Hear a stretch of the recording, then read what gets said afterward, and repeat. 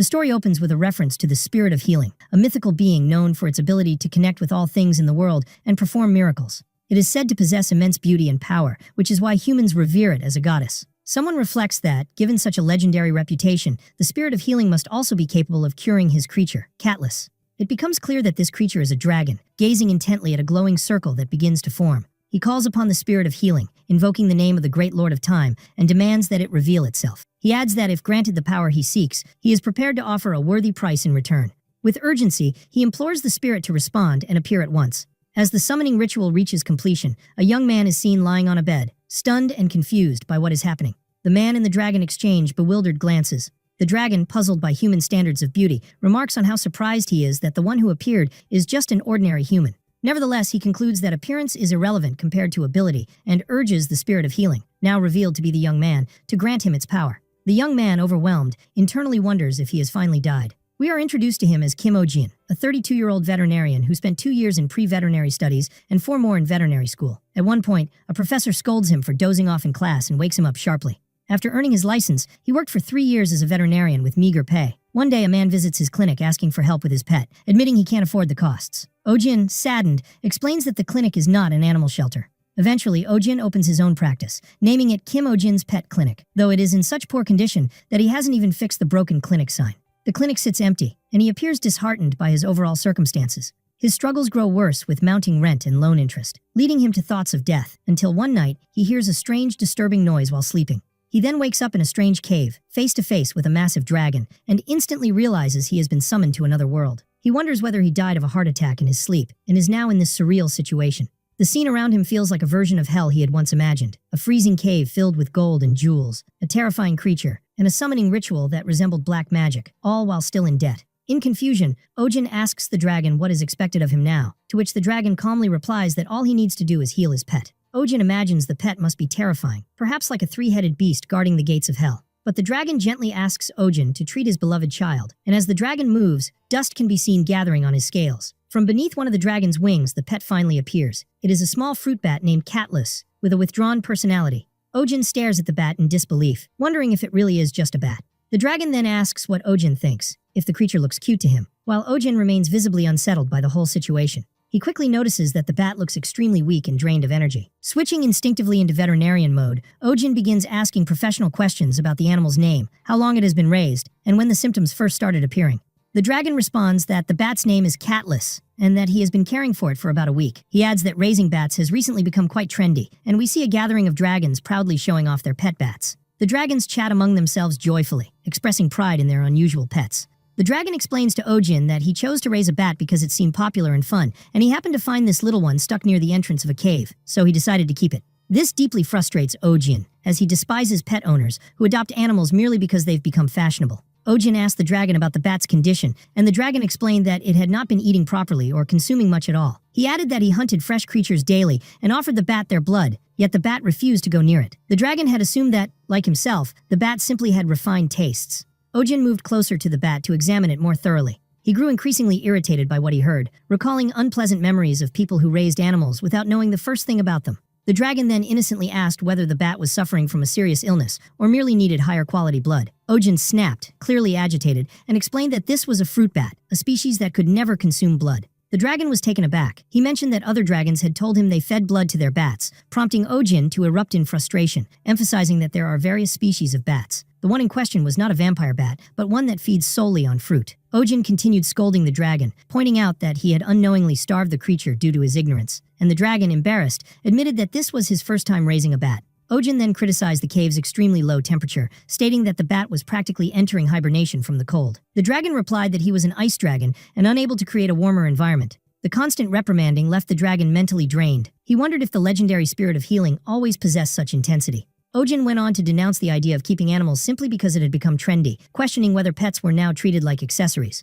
The dragon realized he had no adequate response and deeply regretted his actions. Looking down at the bat with a heavy heart, he acknowledged that, despite its small size, it was a living being, and he had a responsibility to care for it. Quietly, the dragon approached Oh-jin and stood behind him while Oh-jin remained still, lost in reflection.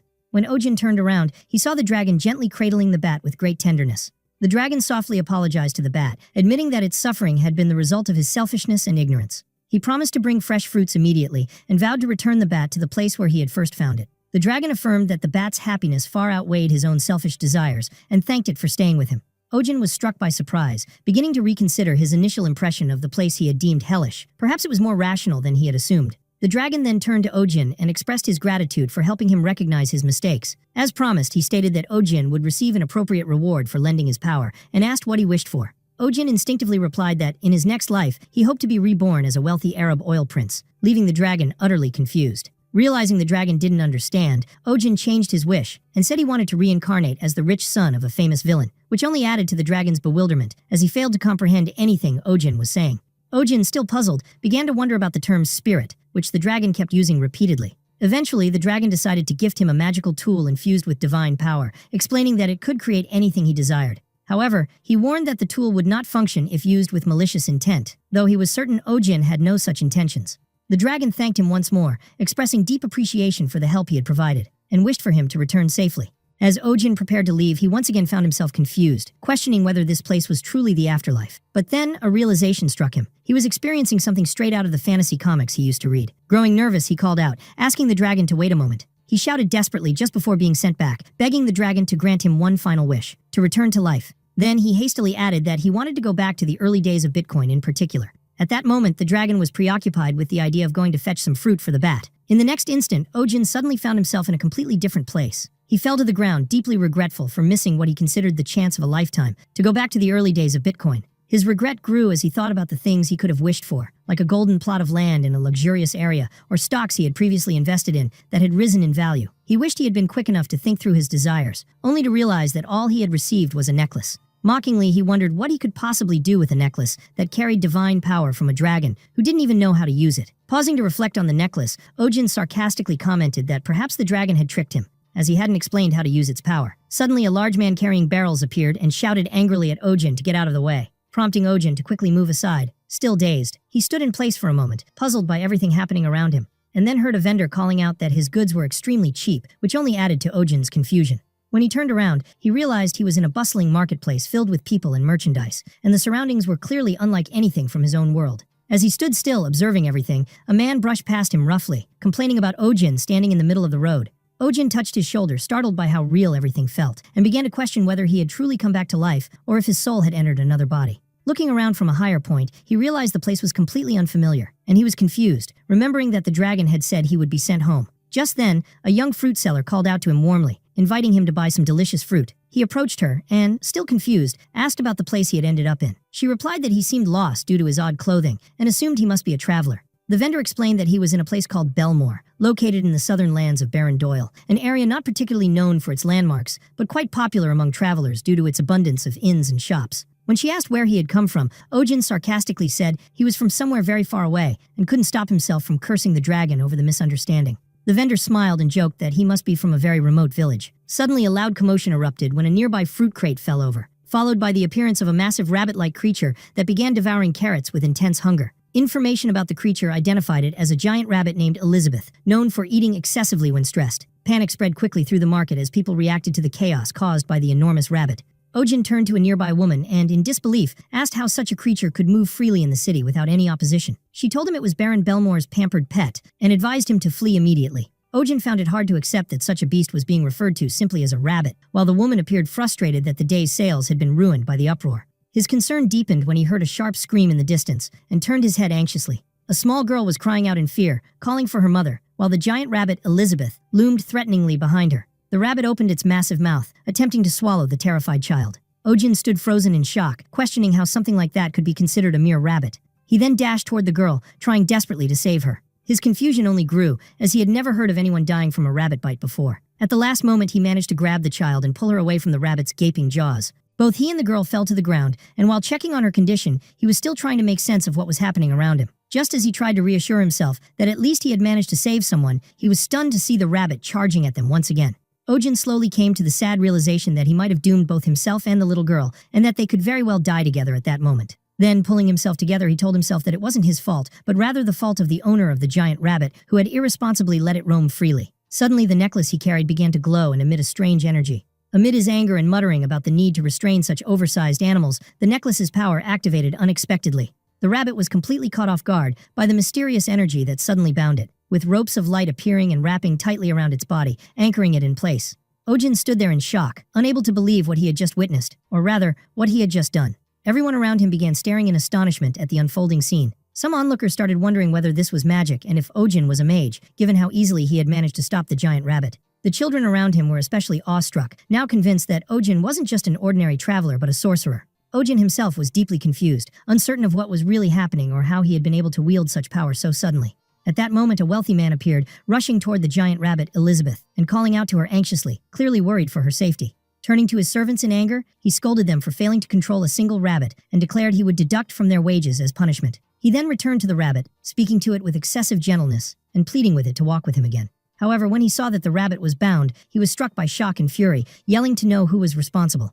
His gaze landed on Ojin, and he confronted him furiously, demanding to know what he had done to his beloved Elizabeth. Ojin tried to apologize politely, explaining that he had been forced to restrain the creature due to the extreme danger it posed, pointing out that someone had nearly died because of it. The man became enraged, dismissing Ojin's words and arrogantly insisting that his precious pet would never harm anyone. He ordered Ojin to release her immediately. This pushed Ojin into a state of seething frustration. He immediately classified the man among those pet owners he deeply disliked, the kind who always insisted their animals were harmless no matter what. Then, with biting sarcasm, Ojin lashed out at the man, asking whether, if he was so sure of his pet's innocence, he'd be willing to stick his head inside the rabbit's mouth to prove it. The people around them were visibly impressed and thrilled by Ojin's bold words, especially the fruit vendor and her brother, who were secretly urging him to keep going. At that point, Ojin turned his gaze back to the rabbit, observing it closely and trying to better understand the situation. He made an effort to control his anger, reminding himself that he was a grown, educated man who needed to respond calmly. He began contemplating the type of rabbit it might be, noting from its ears that it appeared to be a lop-eared rabbit, a breed not meant to be out wandering in such crowded places. He explained to the rich man that rabbits are territorial and highly sensitive creatures, and asked whether he had noticed any aggressive behavior or signs of self-harm from the animal. The man, stunned by Ojin's accuracy, admitted that the rabbit had recently been pulling out its fur repeatedly. Ojin explained that such behavior was a clear sign of intense stress, warning that the rabbit might become seriously ill or even die prematurely if this continued. The man was shocked and deeply alarmed by this, asking in disbelief whether Ojin meant that Elizabeth could die. Ojin advised him to stop subjecting the rabbit to such strange outings. The man then asked how the rabbit would get the exercise it needed, to which Ojin replied that it was entirely possible to provide that even indoors. He then questioned, with genuine curiosity, how the rabbit had even grown to such a massive size. Ojin continued to explain gently, assuring the man that he understood his deep affection for Elizabeth, but reminded him that rabbits were extremely sensitive creatures. He added that affection alone wasn't enough. They needed proper care and a solid understanding of their needs. The man looked surprised and moved by Ojin's words, admitting that it was clear he truly cared about rabbits. Embarrassed, Ojin denied it, but the man went on to explain that people often mocked him for raising rabbits, claiming it was a hobby suited for noblewomen, and that he was genuinely happy to meet someone who appreciated rabbits as he did. The man then asked if Ojin worked in animal care, and Ojin responded hesitantly that he did, in a way. The man immediately ordered his servant to bring all his belongings quickly. The servant handed Ojin a sum of money and politely asked him to accept it and to check on Elizabeth's health from time to time. The man then left with his giant rabbit and attendants, apologizing affectionately to Elizabeth and promising her rest and delicious food at home. Ojin stood stunned, holding the money he had just received, realizing that this might not be the kind of place he'd visit often. In the next moment, people gathered around him excitedly, thanking him for finally putting an end to the giant rabbit's chaos. They rushed toward him, warmly welcoming and celebrating his actions, expressing their joy at his courage in confronting the arrogant baron. The fruit vendor approached him with a smile, thanking him and saying that, thanks to him, she could finally work in peace. She offered him a special discount on apples, but Ojin replied awkwardly that he didn't have any money since he had just arrived in the area. She smiled and pointed to the money the baron had given him, remarking that money was the one thing the baron had in abundance. Ojin opened the pouch in surprise to find it filled with gleaming gold coins. He bit into one to check its authenticity, and the vendor laughed, assuring him that those were indeed the standard gold coins used here. A rush of excitement stirred in Ojin as he began thinking that if he could return to his own world with such valuable coins, universally valuable across worlds, he'd be in a remarkable position. His eyes sparkled at the sight of the gold, and he started wondering about real estate prices in the area. It suddenly struck him that this opportunity might be far better than Bitcoin, and he decided to open a second branch of his veterinary clinic in this new world. He also planned to use the profits he'd earn here to pay off the debts of his original clinic. Sometime later, Ojin was seen sitting on a chair in what looked like an official setting, thanking a group of people for attending. The attendees appeared tense and uncertain about what was to come, while Ojin explained that he hoped to select one of them for a certain task. Leaning forward slightly, he announced the beginning of the event, emphasizing that what was about to happen was a matter of life or death, an interview to choose staff for his animal clinic. Earlier, the baron had approached Ojin and asked if he planned to settle down in the area. Generously, he offered him a house, money, or even land to help him get started. Thanks to the Baron's generous support, the second branch of Kim Oh-jin's animal clinic opened smoothly without any difficulties. Oh-jin came to realize that the most important thing in life was to have strong, beneficial relationships, to the point that he found himself silently expressing sincere gratitude. "I love you." Upon learning of Oh-jin's intention to settle in the area, the Baron personally prepared an entire shop for him, stocked with all kinds of rabbit care supplies. While cleaning and organizing the place, Oh-jin expressed mild surprise at the sheer number of grooming tools for rabbits, but quickly dismissed the thought, since it had all been provided to him for free. As he continued tidying up his new shop, Oh-jin began to reflect on what remained ahead, successfully running the clinic and earning profits. However, a sense of unease crept over him due to how little he actually knew about this new world, especially concerning the dragon who had brought him here. He wondered whether he would need to find the dragon in order to return to his original world. With that in mind, he decided to search for a new employee who might be able to provide him with essential information. He hung up a job posting outlining the qualifications required to work at his clinic. Soon, the personal interviews for applicants at Kim Oh-jin's animal clinic began. Seated before them, Oh-jin asked the candidates to introduce themselves in order from the right. The first applicant introduced himself as Thomas, the second son of a prestigious family, claiming to be well-mannered, respectful, and physically strong. But to Oh-jin, he came across as dull and lacking personality, prompting him to give Thomas an average score. Oh-jin noted on the evaluation sheet that this type of person lacked individuality, and that he preferred candidates with more distinct character. The second candidate, named Philip, said his family had been working with animals for generations, which piqued Oh-jin's curiosity, leading him to ask what kind of work that involved. Philip calmly smiled and explained that his family owned a butcher shop, and that he had been working with animals since childhood, mastering the art of using knives. This response deeply unsettled Oh-jin. He sarcastically jotted down a note on the evaluation form recommending that the police be contacted, as he was highly disturbed by such a background. Then came the third candidate, whose appearance was so intimidating that Oh-jin couldn't help but wonder whether the man had ever dismembered someone. Still, he decided not to jump to conclusions based solely on looks, and politely asked what had motivated him to apply, and whether he felt nervous. But the man suddenly erupted with intense enthusiasm, declaring that he had been searching for Oh-jin for a long time, and begged him, almost manically, to let him become his shoe. After that incident, Oh-jin resolved to rely on appearances when judging people from now on. The third candidate began approaching Oh-jin in a strange and threatening manner, repeatedly chanting the word magic, which caused Oh-jin to feel deeply anxious and fearful. Meanwhile, the fourth candidate, a woman, sat silently observing the situation. She calmly asked when her turn would come, even as the third man closed in menacingly. Oh-jin cried out to her in desperation, shocked that she would ask such a question so calmly while he was under attack. At that point, the woman wondered aloud whether she should step in and handle the situation herself. She quickly sprang into action, striking the third man with incredible force and saving Oh-jin from the dangerous encounter, knocking the man to the ground. The third applicant collapsed unconscious after the powerful blow, and calm was restored to the room. With composure, the fourth candidate introduced herself as Selena. She continued speaking with confidence, explaining that she was a traveling animal expert, skilled in first aid treatment. Oh-jin looked at her with admiration and full confidence, and without hesitation, declared her hired with a perfect score. He shook Selena's hand formally, officially welcoming her to the clinic as a technical specialist. Later, Oh-jin sat in his new clinic, enjoying the warmth of the sunlight as he took in the place he had just opened. However, the comfort didn't last long. He began to feel uneasy when he noticed that Selena had not arrived for work on time. Sitting in thought, Oh-jin admitted to himself that perhaps he had been too hasty in hiring Selena the day before, and started thinking about a suitable spot to hang a new job posting. Suddenly, he heard a knock at the door, and assumed the employee who hadn't shown up on time had finally arrived. Oh-jin opened the door with a big smile, welcoming who he thought was the staff member, and gently asked whether she had eaten lunch properly. However, he was surprised to find that the person standing there was not Selena, but rather a young stranger who laughed and replied that he hadn't eaten yet, then wondered aloud whether he should eat first. Oh-jin, clearly confused, asked who he was. Despite the unexpected situation, Oh-jin decided to receive him politely, invited him inside to sit down,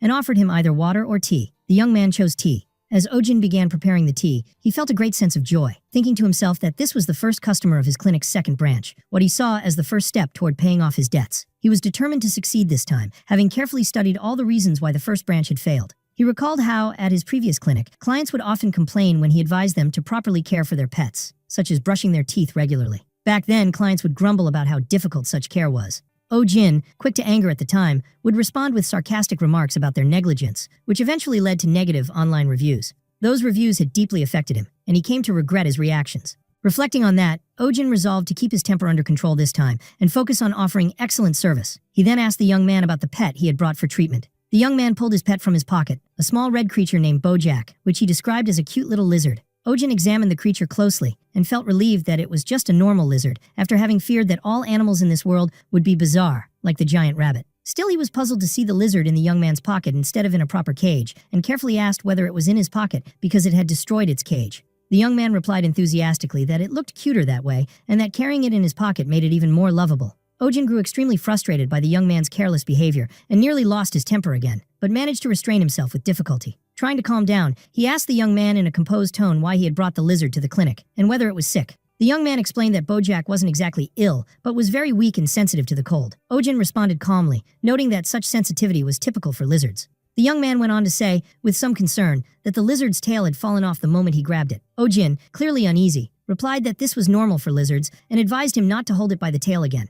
The young man kept smiling as he asked Ojin to simply make the lizard healthier. At that moment, Ojin recalled the ice dragon who had once come to him with a similar complaint about his pet, and realized once again that the problem always lay with the owners, not the animals themselves. Nevertheless, Ojin decided to run a quick checkup on the lizard, as he didn't trust its owner, and asked the young man to hand it over. As Ojin began examining the lizard's skin, he was puzzled by its condition. He eventually diagnosed it with a condition known as dissectitis, which refers to improper skin shedding. The young man appeared surprised by this strange diagnosis. He warned Ojin that Bojack was a bit aggressive since it had lived in the streets, and told him to be cautious while handling it. Suddenly, the lizard's appearance changed drastically. Its eyes ignited with blazing fire, shocking and frightening Ojin. In the next instant, the lizard launched a massive fireball straight at Ojin, leaving him utterly stunned. Ojin attempted to dodge the sudden attack from the creature in his hands. At the last moment, Selena burst into the room and tried to save Ojin from the dangerous fire assault. Continuing the events, Selena looked at Ojin with a serious expression, pointing out that he had nearly taken a direct hit from a fire salamander. She expressed her frustration, saying she almost lost her boss on her very first day at work.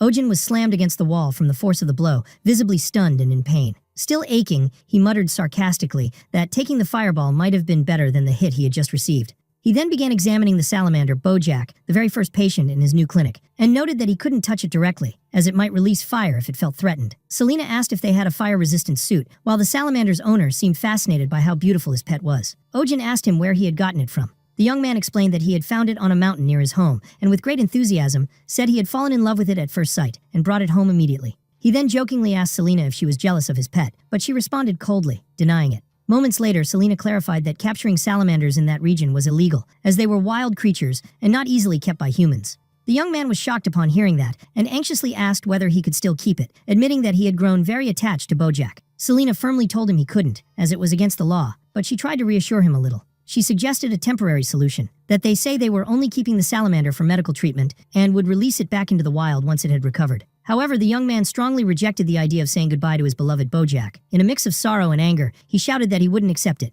He suddenly bolted out of the clinic with the salamander in his arms, shouting that they should just leave him alone so he and Bojack could live together in peace. Ojin was completely baffled by the strange behavior of the young man and wondered aloud what was wrong with him, while Selena suggested he might have simply gone home. But Ojin burst out at her in frustration, asking how she could just stand there and watch everything unfold without doing anything to stop him, especially when treatment hadn't even begun yet. He then sternly ordered her to go after him at once. Selena, clearly nervous, agreed immediately, while the question remained, would Ojin succeed in his very first treatment? Meanwhile, life in town had become noticeably calmer and more pleasant, especially now that the Baron's giant rabbit was no longer around. A fruit vendor remarked with a smile that life was indeed better, so long as the giant rabbit was too busy playing with the Baron to cause any more trouble. But soon, a bizarre scene unfolded before the vendor's eyes, the young man sprinting down the street with Selena and Ojin chasing closely behind. The young man looked terrified, clutching Bojack tightly, while Selena and Ojin raced to catch up. Ojin, completely exhausted from the chase, could barely speak as he pleaded with the young man to stop. Watching the strange scene, the fruit vendor quietly muttered in fear that she had no idea what was going on, but she'd rather not get involved or ask. The young man, overwhelmed with fear, ran while wondering in deep sadness why they were chasing him and trying to take Bojack away. As he ran, he began to cry, holding Bojack tightly, and promising that he would never let anyone separate them.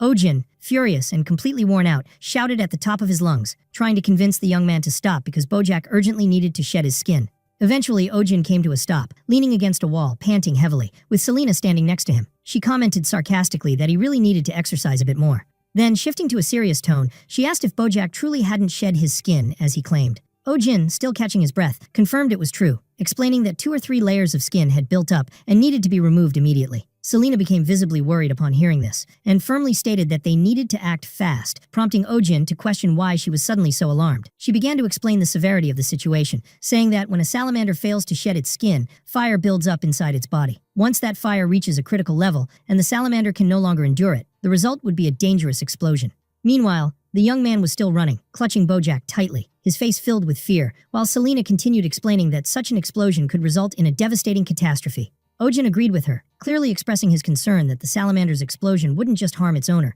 it could destroy the entire area. Tension and anxiety were written all over Ojin's face as he said they had to find the salamander quickly before it was too late. At that moment, the young man reached his home and locked the door behind him, feeling a bit reassured, thinking that he was finally safe and no one would catch up with him. He spoke to Bojack with relief, telling him they were now safe, and once again promised that no one would ever separate them. Overwhelmed with emotion, he decided to celebrate the moment by composing a song and began looking for a piece of paper to write the lyrics. During that time, strange signs began to appear on Bojack. His body emitted an unnatural glow, indicating that an explosion was imminent, but the young man, lost in his excitement over the song, didn't notice. He continued singing enthusiastically, pouring his feelings into lyrics about the power of love. Just then, Bojack's body ignited in a terrifying blaze, his eyes glowing with intense fire. The young man, smiling innocently, turned to him and asked how he liked the song. Suddenly, a massive explosion erupted from the fire building up inside the salamander, and a giant fireball blasted toward the young man. He was thrown to the floor by the force of the blast, writhing in pain and struggling to understand what had just happened. When he came to, the room around him was engulfed in flames, and he was overcome with panic and disbelief. He turned to Bojack, shouting in confusion, asking what had happened and whether Bojack had caused the fire. He cautiously approached the salamander, his voice filled with fear, asking why it had gotten so angry and why it had set the place ablaze. Slowly reaching out his hand, he said they had to get out quickly, as the situation had become dangerous. But Bojack responded aggressively. His fire flared up again, signaling another attack. He launched a fireball directly at the young man, who stood there in disbelief, insisting that Bojack would never hurt him because they were family. At the last second, Ojin heroically intervened, saving the young man from the salamander's deadly attack and grabbing the creature with his bare hands, trying to restrain it. Bojack flared up in Ojin's hands, fiercely resisting. Alarmed, Ojin shouted to Selena, asking if the salamander's rampage meant it would now attack humans too. Selena confirmed that it had completely lost control, and if they didn't calm it down soon, it would unleash even more fire, making it absolutely necessary to stop it immediately. Ojin, still holding the struggling creature, was deeply confused, unsure how to calm it in such a violent state. The flames surrounding Bojack grew more intense, and the situation became increasingly dangerous. At that critical moment, the magical pendant given to Ojin by the dragon began to glow brightly, radiating with mystical energy. Suddenly, an item Ojin had been thinking about, a fire extinguisher, appeared before him, conjured by the pendant's magic. He was stunned by what had just occurred, his face filled with astonishment. Without hesitation, he began using the fire extinguisher on the salamander, trying to put out the flames and take control of the situation. After a few bursts of the extinguisher, Bojack's appearance changed dramatically. He transformed into a small, gentle white creature, visibly confused and no longer raging. Holding the extinguisher, Ojin was surprised and admitted that the pendant from the dragon was proving to be extremely useful. Meanwhile, the flames inside the house began to die down gradually. Selena approached the young man to reassure him that things were now somewhat under control and gently asked if he was all right. Still in shock, the young man muttered the word rampage in disbelief, struggling to grasp what had just taken place. Then, as realization dawned on him, he sadly admitted that this explained why Bojack had attacked. If he had let him shed his skin, none of this would have happened. But with a renewed sense of optimism, he said it was good that he now understood and promised that, from now on, he would take better care of the salamander. Ojin, watching this unexpectedly cheerful reaction, couldn't help but be surprised by the young man's simplicity. Ojin, both angry and bewildered, asked the young man if that was really all he had to say after everything that had happened. The young man, clearly confused and flustered, didn't know how to respond. Trying to calm Ojin, he said that his feelings toward the salamander had never changed and that they could simply rebuild the house. Ojin exploded in frustration, raising his voice as he told him that, had the fire continued even a little longer, it could have spread to the neighboring houses and harmed others. Being safe himself wasn't enough. The young man, anxious, replied that this was why he had said he would take better care of the salamander from now on, asking if that wasn't what mattered now. Ojin had nothing left to say. He simply placed his hand on his face and sighed in deep exasperation. Then he began explaining calmly that wild animals shouldn't be raised recklessly, as they have their own environments and natural habitats. Selena added that bringing animals home just because they're cute, without understanding their nature or needs, was a mistake, and asked if he really considered that to be love. Ojin then asked whether the young man was confident he could control the salamander if it ever lost control again.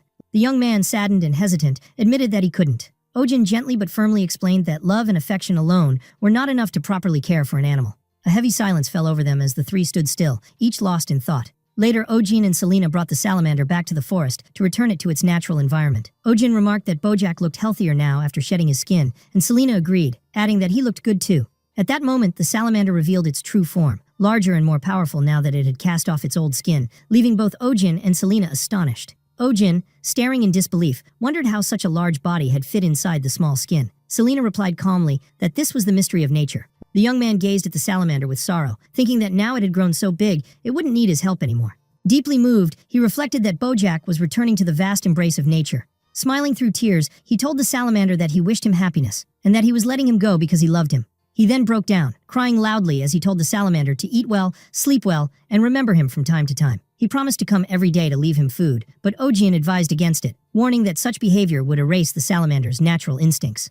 As the young man continued to cry, the salamander darted into the forest, while the young man whispered to himself that he would always be with him in spirit. He wept loudly as he watched Bojack run swiftly toward his freedom. Selena gently comforted the young man, explaining that salamanders didn't understand the idea of having an owner, and that he shouldn't be sad about the abrupt farewell. Then, perhaps a bit coldly, she added that the salamander had likely seen him only as someone who brought it food. This only deepened the young man's despair, and he questioned whether that was truly what Selena called comfort. The three of them sat in the forest, the young man still crying bitterly. Ojin joked that maybe the salamander had thought of him as someone who cleaned up after him too. Just then, the salamander appeared atop a rock, gathering its energy to form a massive fireball. A powerful explosion followed as the salamander released its flames, drawing everyone's attention in astonishment. From the blast, a display of colorful fireworks lit up the sky, an unexpected spectacle caused by Bojack's unique abilities. Ojin and Selena watched the fireworks with fascination, while the young man looked on, deeply moved and amazed by what his beloved Bojack had done, proudly commenting on the stunning show. He then looked up at the sky with a joyful smile, praising the salamander as incredible. It was at that moment that the successful treatment of the clinic's first patient, the fire salamander, was officially marked. Sometime later in a public square near a fountain, people had gathered to enjoy the lively atmosphere and music being performed by a local entertainer. The young man appeared on stage, singing passionately, and introducing himself as the singer, Roisha. He sang about Ojin, describing him as the great wizard who defeated the Lord's giant rabbit and opened his eyes like a true poet. Next to him, a children's choir joined in, singing cheerfully about Ojin, saying that he loved animals and that his touch was like a mother's, making everyone feel better. A percussionist joined the performance, adding to the energy and excitement of the crowd. At that moment, some people in the audience made sarcastic remarks about the singer, and Selena, puzzled, questioned whether he was truly the talented artist everyone claimed him to be. While Ojin stood among the spectators, bewildered by the strange song, those around him began excitedly asking about the identity of the wizard being praised in the lyrics. It suddenly hit Ojin that the song had brought him a great deal of fame, and now many people wanted to visit his clinic after hearing it. Days later, crowds gathered in front of Kim Ojin's animal clinic, banging on the door and shouting to know when it would open, demanding treatment from him. Inside, Ojin sat overwhelmed, clutching his head from the stress and headaches caused by the non-stop wave of clients. Selena stood nearby, asking if she could resign due to sheer exhaustion, though she also admitted the clinic was experiencing unprecedented success. In the days that followed, the steady flow of patients didn't stop. Ojin began to feel severely worn out from the constant work, and his demeanor became intimidating during consultations due to the pressure. With a tired smile, he politely told a client to return next week for a follow-up, while internally lamenting that he might be dead from exhaustion before then. Selena laughed and told him to make as much money as he could now, to which Ojin, drained, replied that he also needed to survive as long as possible, and then asked her to bring in the next patient. 2 months after the clinic's opening, thanks to the viral song, it remained packed with clients, much to Ojin's amazement. Despite the difficulties of the early days, the profits had been excellent, bringing great joy to both Ojin and Selena. At that moment, a new visitor entered and politely asked if the clinic was still open. Though exhausted, Ojin welcomed him in with a smile, calling it financial healing. During this time, Ojin had come to notice that this world wasn't all that different from his own when it came to raising animals. Outside, people casually discussed their pets' health, just like they would have back in his original world. The townsfolk raised cats and dogs and cared deeply for their well-being, mirroring the behavior he was used to. However, despite the similarities, Ojin found the species here to be slightly different, and this subtle difference added to his fatigue. While he was lying down, completely drained, Selena told him that the next patient would be the last one, which brought him some relief. He asked about the type of animal awaiting treatment, and Selena replied that its name was Shaman, a breed of hunting dog that had recently become popular as a trendy pet. Ojin expressed his disapproval of people adopting animals just for fashion trends, wishing those kinds of owners would simply disappear. Selena warned Ojin that this breed was known for being extremely aggressive toward anyone who wasn't its owner, and that its claws and fangs were sharp enough to pierce the hide of a wild boar with ease. Despite the intimidating description, Ojin greeted the pet owner kindly as he entered the room. When the cage was opened, a small, adorable white puppy emerged, shaking violently and clearly terrified, despite the breed's reputation for aggression. Selena then casually mentioned that she had forgotten to say the dog was only 3 months old, which took Ojin by surprise. The owner nervously asked if the dog might be injured, since it had been limping since the previous day, while Ojin silently wondered where the little dog's legs even were. He began examining the puppy carefully to determine the cause of the limp. Thinking to himself that a 3-month-old's joints should be in good shape, he soon noticed something odd. He found a small thorn lodged in the dog's paw, and the puppy let out a soft whimper of pain. Gently removing the thorn, Ojin reassured the owner that it had just been a minor issue, and that the dog would be perfectly fine now. Ojin carefully disinfected the injured area, while the puppy looked content and relaxed after the thorn was removed. Watching the little dog play on the table like a ball of fluff filled Ojin with joy. He smiled, satisfied, while Selena silently observed him. The dog's owner left the clinic, visibly relieved and happy, and at last, Ojin let out a deep sigh of relief, saying he had finally finished work for the day. Selena looked at Ojin, who was lying back on his desk, and told him that he seemed especially cheerful today, which caught him slightly off guard. She asked if his happiness came from how cute the dog was, or simply because he was done with work, gazing at him with curiosity. Irritated, Oh-jin asked why she even cared, but she coolly replied that she was just glad to see him happy for reasons that had nothing to do with money. This led Oh-jin to accuse her of mocking him again, as usual. He then calmly explained that his happiness came from the fact that none of the animals he had treated that day were seriously injured. He remembered to himself that the hardest part of being a veterinarian was constantly seeing sick or suffering animals. The more he cared about them, the more it hurt, which was why, in the past, he had tried to suppress his emotions and act more detached, but he never truly succeeded. He recalled a past incident involving a client who had left her sick pet with him for an extended period while she went on vacation, which had deeply infuriated him. Since then, Oh-jin had developed a habit of treating pet owners more sternly than before. At the end of the day, he asked Selena to quickly tidy up so they could close the clinic before nightfall. But suddenly, a strange man appeared at the window, staring eerily and knocking forcefully on the glass.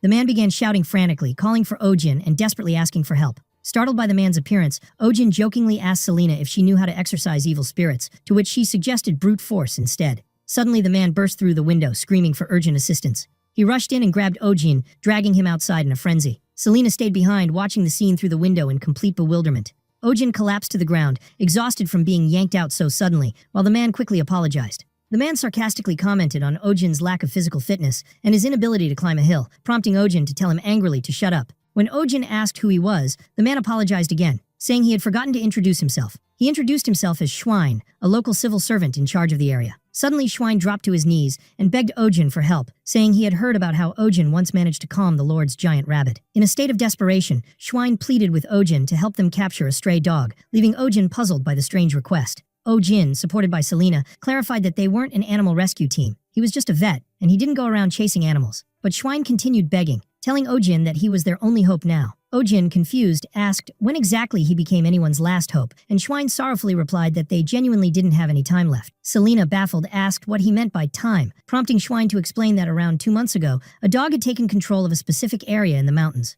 He went on to say that the area the dog had claimed was part of the route for a planned road construction project, and despite multiple attempts, they had failed to catch it due to its incredible speed. Oh-jin, concerned, asked what would happen if they couldn't catch the dog in time. Schwein explained that the government would send official forces to take over the situation, and if the animal proved too difficult to capture, it would be killed immediately. The revelation that the dog would be executed shocked Oh-jin deeply. Schwein began pleading again, more urgently than before, repeating that they were out of time and begging for help once more. As he stood there in desperation, Oh-jin and Selena remained silent, caught in a moment of serious reflection. Oh-jin stood silently for a moment, overwhelmed by a mix of confusion and concern about the situation. Eventually, he let out a sigh and scratched his head in frustration, asking Schwein where the dog was currently located. Oh-jin clarified again that he was a veterinarian, not someone who had ever captured animals before, but admitted that he at least needed to take a look at the dog in order to form a suitable plan. Schwein was overjoyed to hear this and eagerly informed him that the dog was nearby, just a little higher up the slope. Still, Oh-jin emphasized that he hadn't officially agreed to help yet. He was just going to assess the situation first. Selena, however, thought to herself that it was already obvious Oh-jin had made up his mind to help. When they reached the location, Schwein pointed out the exact spot, explaining that the dog never left that area. Oh-jin and Selena exchanged uneasy glances as they spotted the dog in the distance. The dog appeared extremely intimidating, baring its teeth and growling aggressively. Oh-jin turned to Selena and, with concern, asked if this was the same shaman breed she had mentioned earlier. Selena confirmed it was. The dog stood before them in a pitiful state, covered in dirt, visibly exhausted and furious. Selena looked at Oh-jin and once again explained that many people had recently started adopting this breed just because it was trendy. She added with a detached tone that many owners abandoned them just as quickly as they acquired them, leaving these animals homeless and angry. The dog remained in a defensive stance, clearly ready to attack, which heightened Oh-jin's anxiety. Looking at the dog with sorrow, he thought to himself that it was obvious the animal hadn't eaten properly for the past 2 months, given its thin, worn-out condition. Suddenly, a strange sound echoed from a distance, catching everyone's attention as they turned to locate the source. Oh-jin noticed slow, deliberate footsteps approaching, and he began to wonder if there was another creature nearby besides the dog. At that moment, the dog became even more aggressive and let out a loud, fierce bark. Without warning, it charged at Oh-jin with incredible speed, attacking him violently and catching him off guard. Selena quickly grabbed Oh-jin and pulled him away from the dog's charge, shouting that what he had just done was extremely dangerous. As they ran, Selena explained that the worst thing one could do when facing an aggressive dog was to flee and turn their back on it. Oh-jin shouted back sarcastically, asking if she meant he should have just stood there and let the dog maul him to death. But Selena quickly responded that running only excites the dog more, and that they needed to find a way to distract it fast. Unexpectedly, the dog stopped chasing them, which surprised everyone and left them confused by its sudden change in behavior. Selina, puzzled, asked why the dog had halted, especially since it was supposed to be one of the aggressive hunting breeds. Schwein confirmed that it indeed was. Ojin, bewildered, questioned why the dog had retreated when it had been so close and so clearly enraged. The dog slowly and tiredly walked back toward a nearby dark cave, its body visibly drained. Ojin noted that it had returned to the exact spot it had started from, which piqued his curiosity even more. Selina calmly commented that canine behavior was often difficult to interpret, while Schwein noted that the dog had always chased people like this. He added that these repeated incidents were the reason villagers had filed constant complaints about the animal. Ojin kept staring, deeply contemplative, without saying a word. After a moment, he asked Schwein what kind of complaints the villagers had made exactly. Schwein explained that they were mainly about an aggressive dog barking in the mountains, which people believe posed a threat, leading them to demand its removal. Ojin then seriously asked if anyone had actually been injured by the dog, and Schwein hesitated before answering. After a brief awkward silence, Schwein admitted that no one had been hurt so far. He confirmed that the complaints had only been about barking and disturbances, not about actual injuries or attacks. Turning to Selina, Ojin asked if she had previously told him that shaman dogs were known for their strong loyalty to their owners. Selina confirmed the fact once again. Selina calmly asked Ojin if he had figured anything out from the dog's behavior, but he remained silent, deep in thought. The next day, Ojin and Selina headed to the village nearest to the mountain. Selina, puzzled, asked why they were going to the village instead of returning to where the dog was. Ojin explained that their task now was not to capture the dog, but to find its former owner. Selina was surprised by this decision and argued that it would be faster to catch the dog directly since time was limited. She even suggested setting up a bait trap, assuming the dog was hungry. However, Ojin responded that he didn't believe food alone would be enough to lure the dog. Surprised, Selina asked him why he thought that, and Ojin explained that if hunger were the dog's only problem, it wouldn't be in such a poor state. He added calmly that something mattered more to the dog than food. Ojin clarified his thought further, saying that the commands given by the dog's previous owner were probably more important to it than food itself. He imagined a possible moment between the dog and its owner, a scenario in which the owner left and told the dog to stay in that exact spot, promising to return soon. Back then, the dog had likely been happy and obedient to those commands. He continued his reflection with sadness, saying the owner must have told the dog not to leave the place, and Selina added that she had met people like that in her own village too. Ojin, filled with anger, expressed his resentment toward people who abandoned their pets while ordering them to stay, never returning. He said that if he ever found that person, he'd hit him first, then drag him along to show him what his dog had become. He emphasized the importance of making the dog's former owner see the consequences of his actions. Ojin and Selina began asking around the village about the dog's owner. One woman complained that Gabriel's husband, a woodcutter, could no longer cut trees due to his fear of the dog. Some children said they didn't know the owner either, but mentioned that their mothers wouldn't let them go near the mountain because of the dog.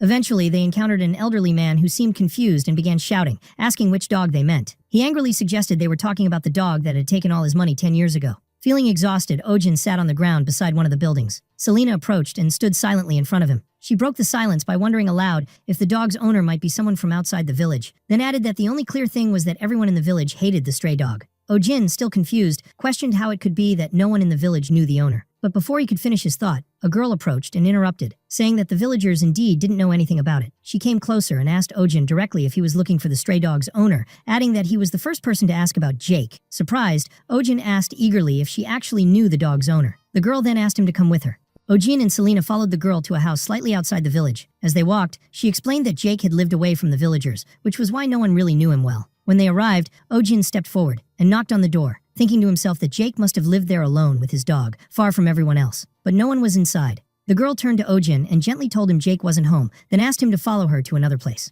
Still confused, Ojin followed her, only to be shocked when they stopped in front of a grave nearby. It dawned on Ojin with sudden weight that the place she had brought him to was Jake's grave. The girl began to explain that Jake had passed away 2 months earlier in a landslide accident, and she added sorrowfully that Jake had lived alone, but was a very kind-hearted man. She continued, saying that while the villagers had blamed the dog's owner, Jake had never abandoned his dog. He simply hadn't been able to return to him because of the accident. Ojin stood in silent reflection before the grave, deeply affected by what he had just learned, while the girl continued speaking with sadness, saying she had tried to bring the dog back herself, but failed. She went on, her voice trembling, to tell Ojin that if he had come for that dog named Max, then she begged him to help him. Ojin recalled an old image of Jake and his dog Max, both smiling happily, and was deeply moved by the girl's plea. He stood quietly for a moment, lost in thought, then slowly stepped closer to the grave and wished peace upon Jake's soul. He remained still before the grave, while Selina and the girl stood nearby in silence, watching him. Afterward, Ojin turned to the girl and sincerely apologized for the misunderstanding the villagers had toward Jake. Then, with a tone of seriousness and determination, he promised her that he would do everything he could to save Max, no matter what it took. Meanwhile, a group of soldiers arrived at the village earlier than expected to carry out their mission to kill the dog. Schwein was startled by their early appearance and pleaded with them to rest for the day and return tomorrow.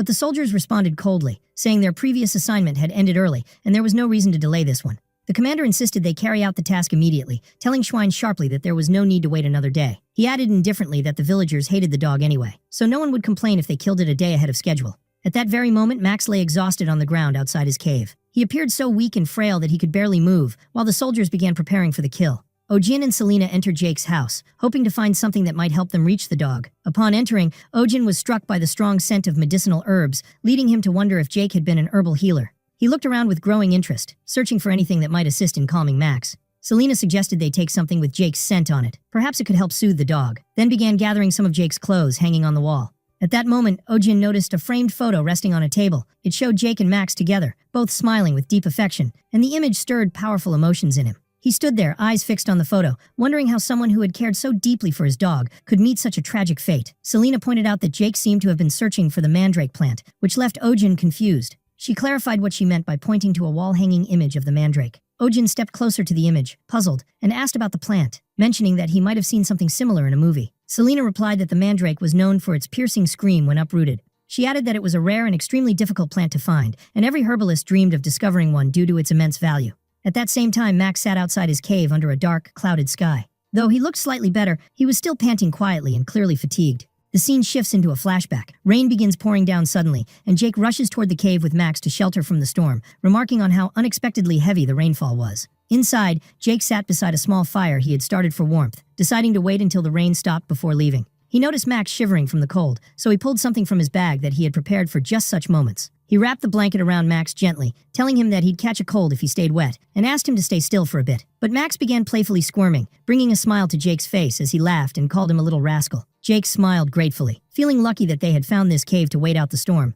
At that moment, Jake spotted something strange and shiny on the cave floor, which caught him off guard. He hadn't known there was even a cave here. He moved in for a closer look and was stunned to discover a mandrake plant. Jake stared at the plant intently, excitement lighting up his face as he confirmed to himself that the shape and color of the leaves indeed matched those of the mandrake. Overwhelmed with joy, he exclaimed that he never imagined he'd actually see such a plant in real life, outside the pages of books. Filled with enthusiasm, he decided to rush back home to fetch his tools so he could properly extract the plant. He told Max he'd be back quickly. Max, sensing Jake was leaving, let out a sad whimper, clearly anxious about being left alone. Jake tried to comfort him gently, assuring him he wouldn't be gone long, and asked him to stay put. He promised Max he'd return soon and told him to wait inside the cave. With a cheerful smile, Jake stepped out, believing this was his lucky day. Max remained alone in the cave as heavy rain poured down outside, waiting patiently for his owner's return.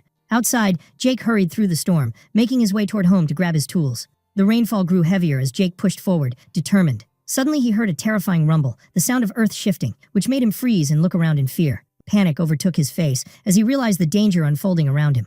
A landslide, triggered by the relentless rain, crashed down suddenly, burying everything in its path, and it was this disaster that claimed Jake's life. Time passed, the fire in the cave went out, and Max remained seated inside, unaware of what had happened to his beloved owner. He continued to wait alone, sorrow written all over him, while outside the skies cleared and a rainbow appeared on the horizon. A week later, some hikers passed by the cave and were startled to see a dog sitting alone inside, still waiting. As they approached, they clearly saw how thin and abandoned the dog looked. Feeling sorry for him, one of them suggested they give him something to eat. But when one of the men moved toward Max with food, the dog suddenly became aggressively defensive. He bared his teeth and growled menacingly. Startled, the two men recoiled in fear. One wondered aloud why the dog reacted so violently, while the other warned they should leave the area immediately. They quickly left, muttering in fear and frustration that the dog's aggression made it obvious why his owner had abandoned him. Max, now alone again, returned to the same spot inside the cave, continuing to wait faithfully for Jake's return. Back in the present, Max suddenly raised his head upon hearing footsteps approaching in the night. A group of people with rifles was heading toward the cave. Schwein nervously suggested that it was late, and there was no rush. They should rest instead.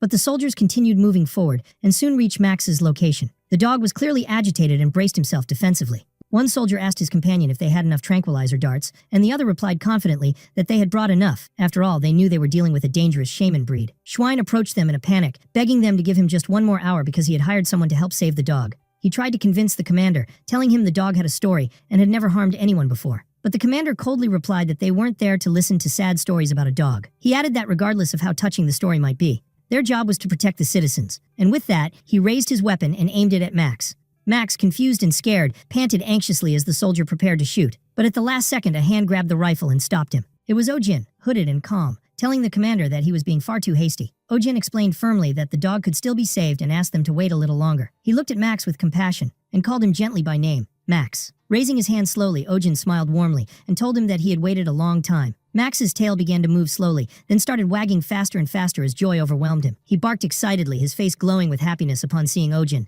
The dog ran toward him, barking cheerfully with all his energy. Ojin knelt and embraced Max gently, whispering with quiet sorrow that he was deeply sorry, for he wasn't the one Max had been waiting for all this time. On a moonlit night, a small deer appeared, running frantically through the forest, panting from exhaustion.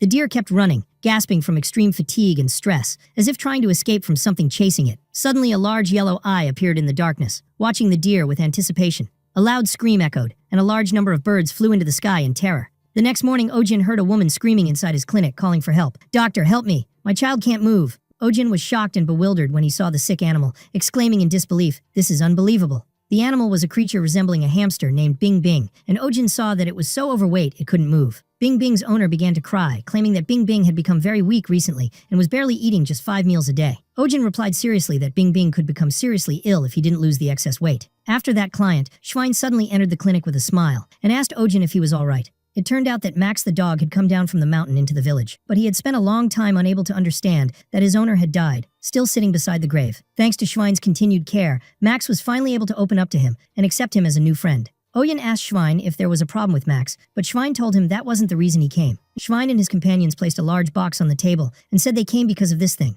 Inside the box was a mandrake plant, which astonished Ojin. Selena explained that it was strange for the mandrake's roots to be above the soil, as they are usually buried deep underground. It turned out that Jake, the deceased, was the one who discovered the plant, and they decided to keep it as a memento of him. But as soon as they placed the plant in the pot, it jumped out of the soil in this bizarre way. Schwein added that the bigger problem was that the plant wouldn't stop screaming all day and night, and even when they buried it, it would jump out and start screaming again. He also told them that no one could live without earplugs due to the constant screaming, and some people's eardrums had even burst from the volume. Selena said she had heard of such cases, where some mandrake plants are very sensitive to their environment, and it seemed this plant hated the environment it had been placed in. Schwein continued, saying that dealing with the plant had become a nightmare, and that while it was currently asleep, once it woke up, chaos would break out. Schwein begged Ojin to take the plant, which greatly shocked Ojin.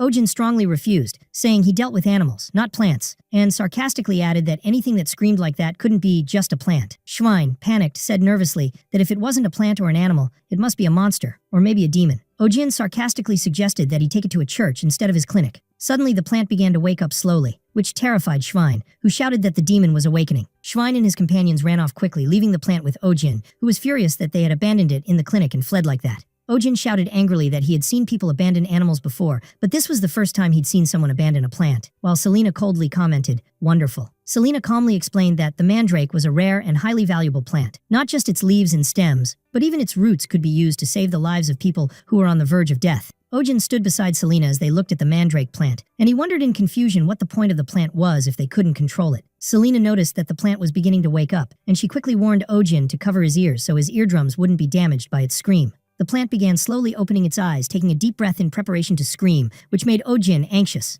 Ojin tightly covered his ears, wishing he had his noise-canceling headphones, which he was still paying off from his previous world. But when Ojin looked at the plant, he was surprised to find it looking extremely gentle, gazing at him with a warm, admiring expression. Selena asked in surprise what was going on, then told Ojin that the plant seemed to like him a lot. She paused to think, then asked Ojin to take out the pendant he had received before, as a certain idea came to her mind. When Ojin pulled out the pendant, the plant became very excited and began screaming joyfully, in a very sweet way. Ojin was shocked to see the plant dancing with extreme happiness, bewildered by its strange behavior. He recalled the dancing sunflower toy at his friend's house, and felt that the sight in front of him was oddly disturbing. Selena silently watched the scene, without commenting on the plant's strange behavior. Selena suggested that Ojin keep the plant in his room, but Ojin objected in surprise, saying he had never raised a plant before. Night fell, and the house was quiet, and everything seemed to be in order. Ojin suddenly woke up from his sleep due to loud, repeated knocking on his door. He opened the door, still half asleep, and told the person that night visits cost 30% more. The woman at the door pleaded anxiously, saying her little one was in critical condition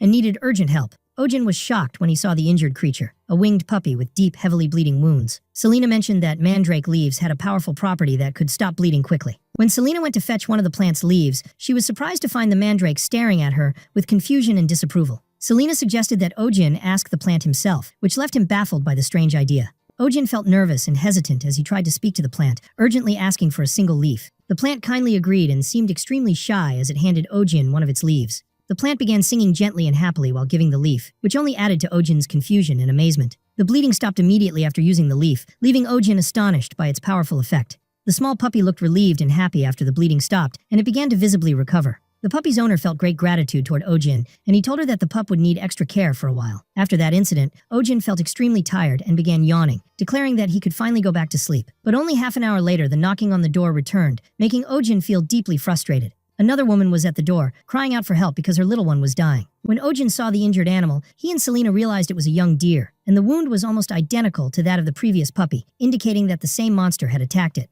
Ojin carefully examined the young deer's wounds and realized that these injuries weren't the result of a typical hunting attack. He said with concern that the wounds looked as if the attacker had been toying with the animals, torturing them for fun. The village women were confused by the term psychopath that Ojin used, asking if it was a new kind of monster. Ojin replied with an awkward smile that it was something similar. Suddenly, an elderly woman shouted that she knew the identity of the attacker, and she seemed absolutely terrified as she said it. The woman revealed the attacker to be Baron Doyle's pet wolf, and the Baron appeared with a sly smile on his face beside his fearsome wolf. The woman tearfully explained that the Baron roamed the forest with his wolf, amusing himself by torturing weak animals. Ojin burst out in rage, asking how such a madman could be allowed to do this without any laws protecting animals. Selena replied calmly that it was because he was a noble. Ojin felt deep frustration and began shouting in anger about the feudal society, calling for law and democracy. But Selena didn't understand the word democracy and reminded him that the priority now was to treat the injured animal. 1 week later, the sound of knocking returned during the night, and people began shouting for Ojin's help again. Ojin exploded in frustration, loudly declaring that he could no longer tolerate this difficult and repetitive situation.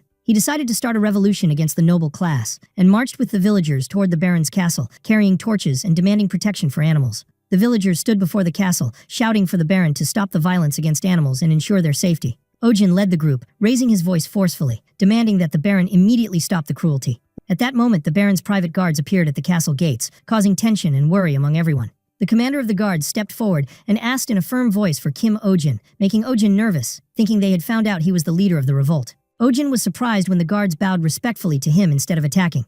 The commander told Ojin that they were to escort him into the castle by request of the Baron himself. When Ojin entered the castle, he found the Baron's wolf lying on the ground, seriously injured and unconscious. The Baron was crying and begging Ojin to help his wolf Magma, promising to give him anything he wanted in return for saving him. Ojin and Selena looked in shock at the wounded wolf, unable to believe what they were seeing. The next morning, rumors spread among the villagers about a dangerous magical creature appearing in the western forest, and that the Baron's wolf had been killed because of it. The villagers spoke in great fear about the mysterious beast, with some describing it as a giant man-eating creature. Panic began to spread rapidly among the people, and some even decided to flee the village out of fear of the monster. At that time, a man stepped forward to calm the people, announcing that the Baron had already begun a large-scale operation to eliminate the monster. Soldiers were deployed in the forest to capture the beast, and the Baron declared that his troops were watching the forest day and night. The villagers praised the Baron for securing the village and feeding them, while Ojin listened with anger and irritation at the exaggerated praise. Ojin burned with frustration, recalling that everything the Baron had done only stirred up more problems, and placed the blame on others. He watched as people cheered for the Baron as a hero, and he bitterly realized how easily public opinion could be manipulated in this society. Selena noticed Ojin's state and said he seemed worried, asking what he was thinking about. Ojin confirmed his suspicions to Selena, telling her that most of the injured animals that came to his clinic had been attacked in the eastern forest near the village. Ojin carefully studied the map and pointed out that the location where Baron's wolf Magma was attacked was completely different from the places where the other animals were attacked. It had happened deep in the western forest, far from the village. Meanwhile, the Baron's soldiers were carrying out a large-scale operation in the western forest to search for the monster responsible for the attack. Ojin wondered aloud, saying it made sense to focus on the site of the most recent attack, but he was puzzled by the lack of attention given to the eastern forest, where most of the attacks had occurred. Selena agreed with Ojin, saying the situation was indeed strange and suspicious, adding that villagers usually didn't go to the western forest. When Ojin asked why people avoided the western forest, Selena explained it was because of the terrifying ghost stories that surrounded that area. Ojin asked curiously what those stories were about, but before Selena could answer, a man from inside a shop called the Glass House called them in, saying they had been waiting for a long time. When they entered, the man revealed the tools Ojin had previously ordered, handmade glass syringes. The craftsman explained in detail how these syringes had been specially made to resist heat and impact, with needles made from a blend of gold and steel. Ojin was thrilled and deeply impressed by the tools, expressing his amazement at their precision and high quality. The craftsman apologized, saying he wouldn't be able to make them again due to the difficulty of production, but Ojin quickly convinced him with a generous financial offer, which the craftsman eagerly accepted. Ojin shook the craftsman's hand, confirming the beginning of a new partnership between them. Among the items that also arrived for Ojin were a bottle of nutritional solution, a measuring device, and a medical animal cage made of birchwood. After that, Ojin showed Selena his plan to renovate the interior of his clinic, which included a modern and organized layout of the rooms. Selena expressed her admiration for the idea, saying she had never thought of organizing the rooms that way. At that moment, someone entered the room announcing the arrival of a shipment of medicinal herbs they had ordered earlier. Ojin was surprised by the large quantities of herbs being brought in and asked in confusion about all of it. Selena explained the benefits of some of the medicinal herbs, such as Lunas flora, which helps induce sleep when properly ground and inhaled. She then explained the effects of other herbs like painkillers and healing plants, which left Ojin both surprised and impressed. As Ojin read the medical book, he was shocked by the benefits of some herbs that could treat serious illnesses he had never heard of in his original world, such as cancer and dementia. Ojin felt deeply embarrassed by his ignorance and begged Selena to teach him more about these herbs, while Selena teased him gently. Suddenly, a woman burst into the room, shouting that the monster had finally been captured. Ojin and Selena were stunned by the unexpected news. Meanwhile, in the forest, soldiers led by the Baron advanced with torches, as terrifying sounds from the monster echoed through the area. Ojin appeared very surprised and tense because of the loud, frightening sound coming from the forest. The monster's roar was so loud and terrifying that Ojin compared it to the cry of a massive dragon. The creature managed to destroy the traps set for it, and the soldiers intensified their chase. The soldiers ran after the hunting dogs, trying to corner the monster within the forest. Ojin stared into the mysterious shadow, wondering if it was the monster itself. When the soldiers and Ojin reached the creature's location, the surprise was shocking. It turned out that the terrifying beast that had scared everyone was just a small black cat that looked frightened and nervous. Everyone stood in silence and astonishment before the little cat, who was trying to act tough by making loud noises, despite its tiny size. One of the soldiers approached the Baron and said in confusion that the animal looked like an ordinary stray cat, no matter how closely he examined it. But the Baron responded angrily, insisting that he was absolutely certain this cat was the monster that attacked his wolf, Magma, and urged the soldier to look at how terrified the wolf appeared. At that moment, the wolf Magma appeared, trembling with fear and making weak, terrified noises. The small cat began to bare its fangs and claws, growling loudly and aggressively, despite its noticeable trembling.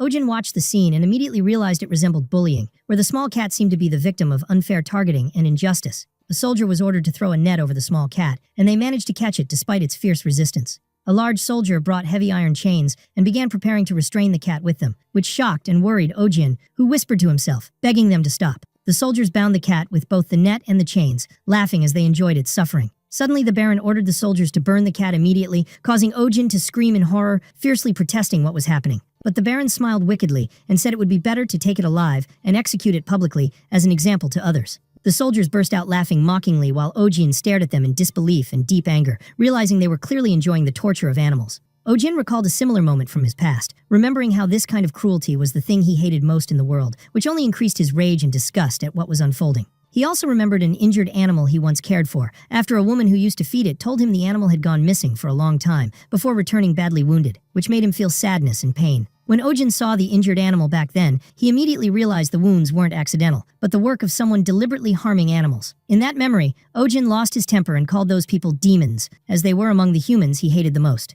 Back in the present, the soldiers noticed the small cat beginning to tear through the net it was bound in, and they called on each other to quickly grab it again. Suddenly, Ojin shouted loudly, "Stop! Cover your noses and mouths, all of you," which left everyone stunned. The Baron and the soldiers turned to Ojin in confusion, trying to understand the reason for his strange and sudden command. Ojin pointed in feigned fear at the small cat, shouting that the mark on its forehead was clearly a demonic symbol. The Baron and Selena looked confused, repeating Ojin's words nervously. A demonic symbol? Still not grasping what he meant. Ojin continued speaking with great enthusiasm, explaining that the mark on the cat's forehead was clearly the letter M, which was the symbol of a great demon that spreads global plagues. Ojin shouted with feigned panic and excitement, explaining that this mark was the symbol of the demon Goksona, responsible for the Great Pandemic. Ojin began explaining details about the small cat, saying that the mark on its forehead was the symbol of the demon Goksona, who is responsible for the spread of a major plague. This statement surprised and shocked the Baron and the soldiers, who asked in confusion what Goksona was. Ojin continued explaining, saying that the plague began in the past with a small rat that served the demon. He then added that the small cat had swallowed the plague-infected rats and absorbed their magic, which made it a stronger carrier of the plague. He also explained that the cat had thus become a dangerous creature, carrying a plague far more powerful than the rats,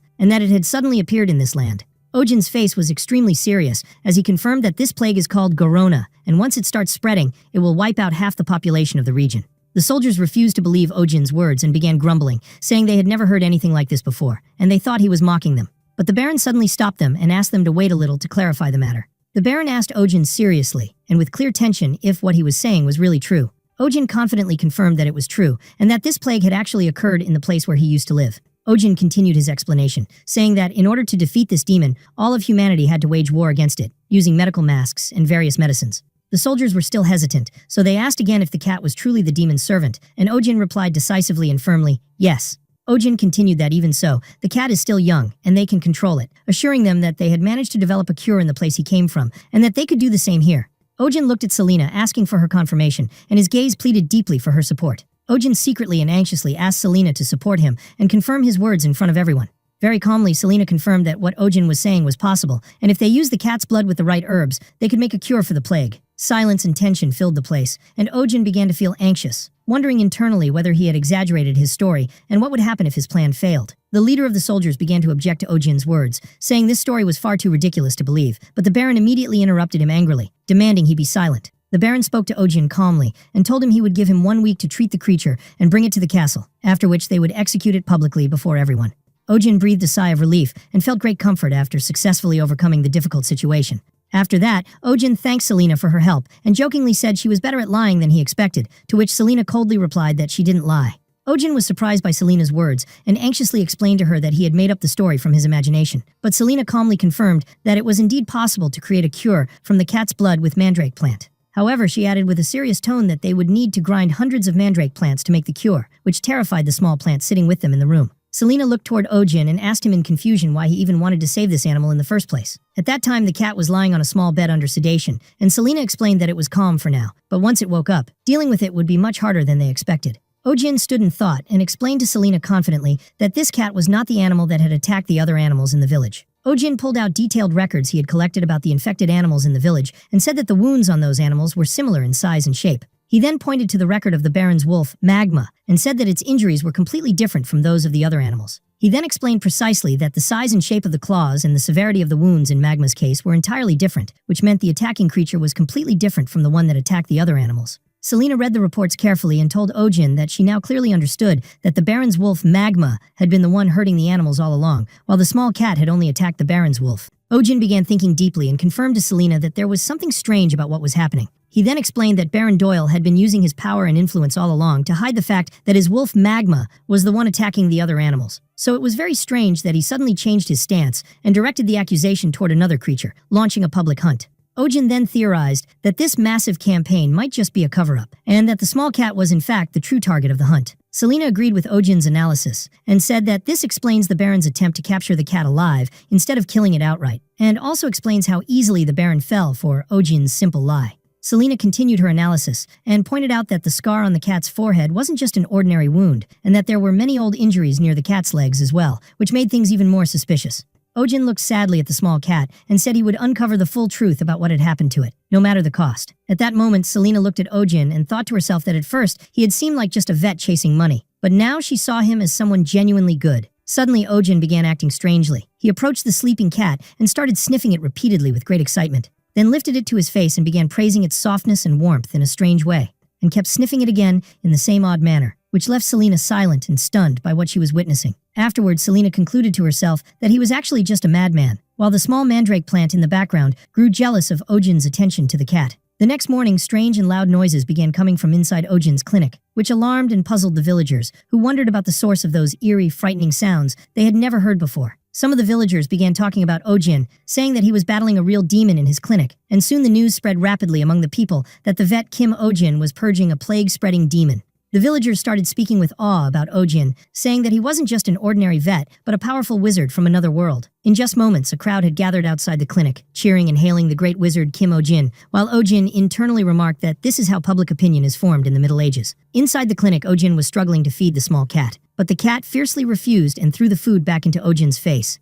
Ojin shouted, commenting that this cat had a very difficult temper, while the cat began shrieking even more aggressively. Selena noticed something strange and told Ojin that the cat seemed smaller than it had been 3 days ago. Ojin confirmed her observation and said the cat's length had shrunk from 80 centimeters and 7 kilograms to just 60 centimeters and 5 kilograms, and Selena guessed that this was due to it losing its magical energy. But Ojin said it had nothing to do with magic or anything like that. The cat simply hadn't eaten anything for 3 whole days, and it had to eat. Ojin began explaining to Selena that the cat was stuck in a vicious cycle of anger and hunger, where its hunger caused it to become angry, and the anger consumed more energy, making it even hungrier. At that moment, Ojin remembered a type of snack for cats from his original world and wished he had one with him now to help the cat eat. Suddenly, Ojin felt a sharp pain in his chest and wondered what was causing it. Then he noticed that the pendant he had received from the dragon had begun to glow intensely. In mere moments, a strange object emerged from the pendant and headed toward him, shocking him deeply. It turned out that the strange object was the exact snack Ojin had been thinking about, and it had appeared from the pendant and opened itself in front of him in a very strange way.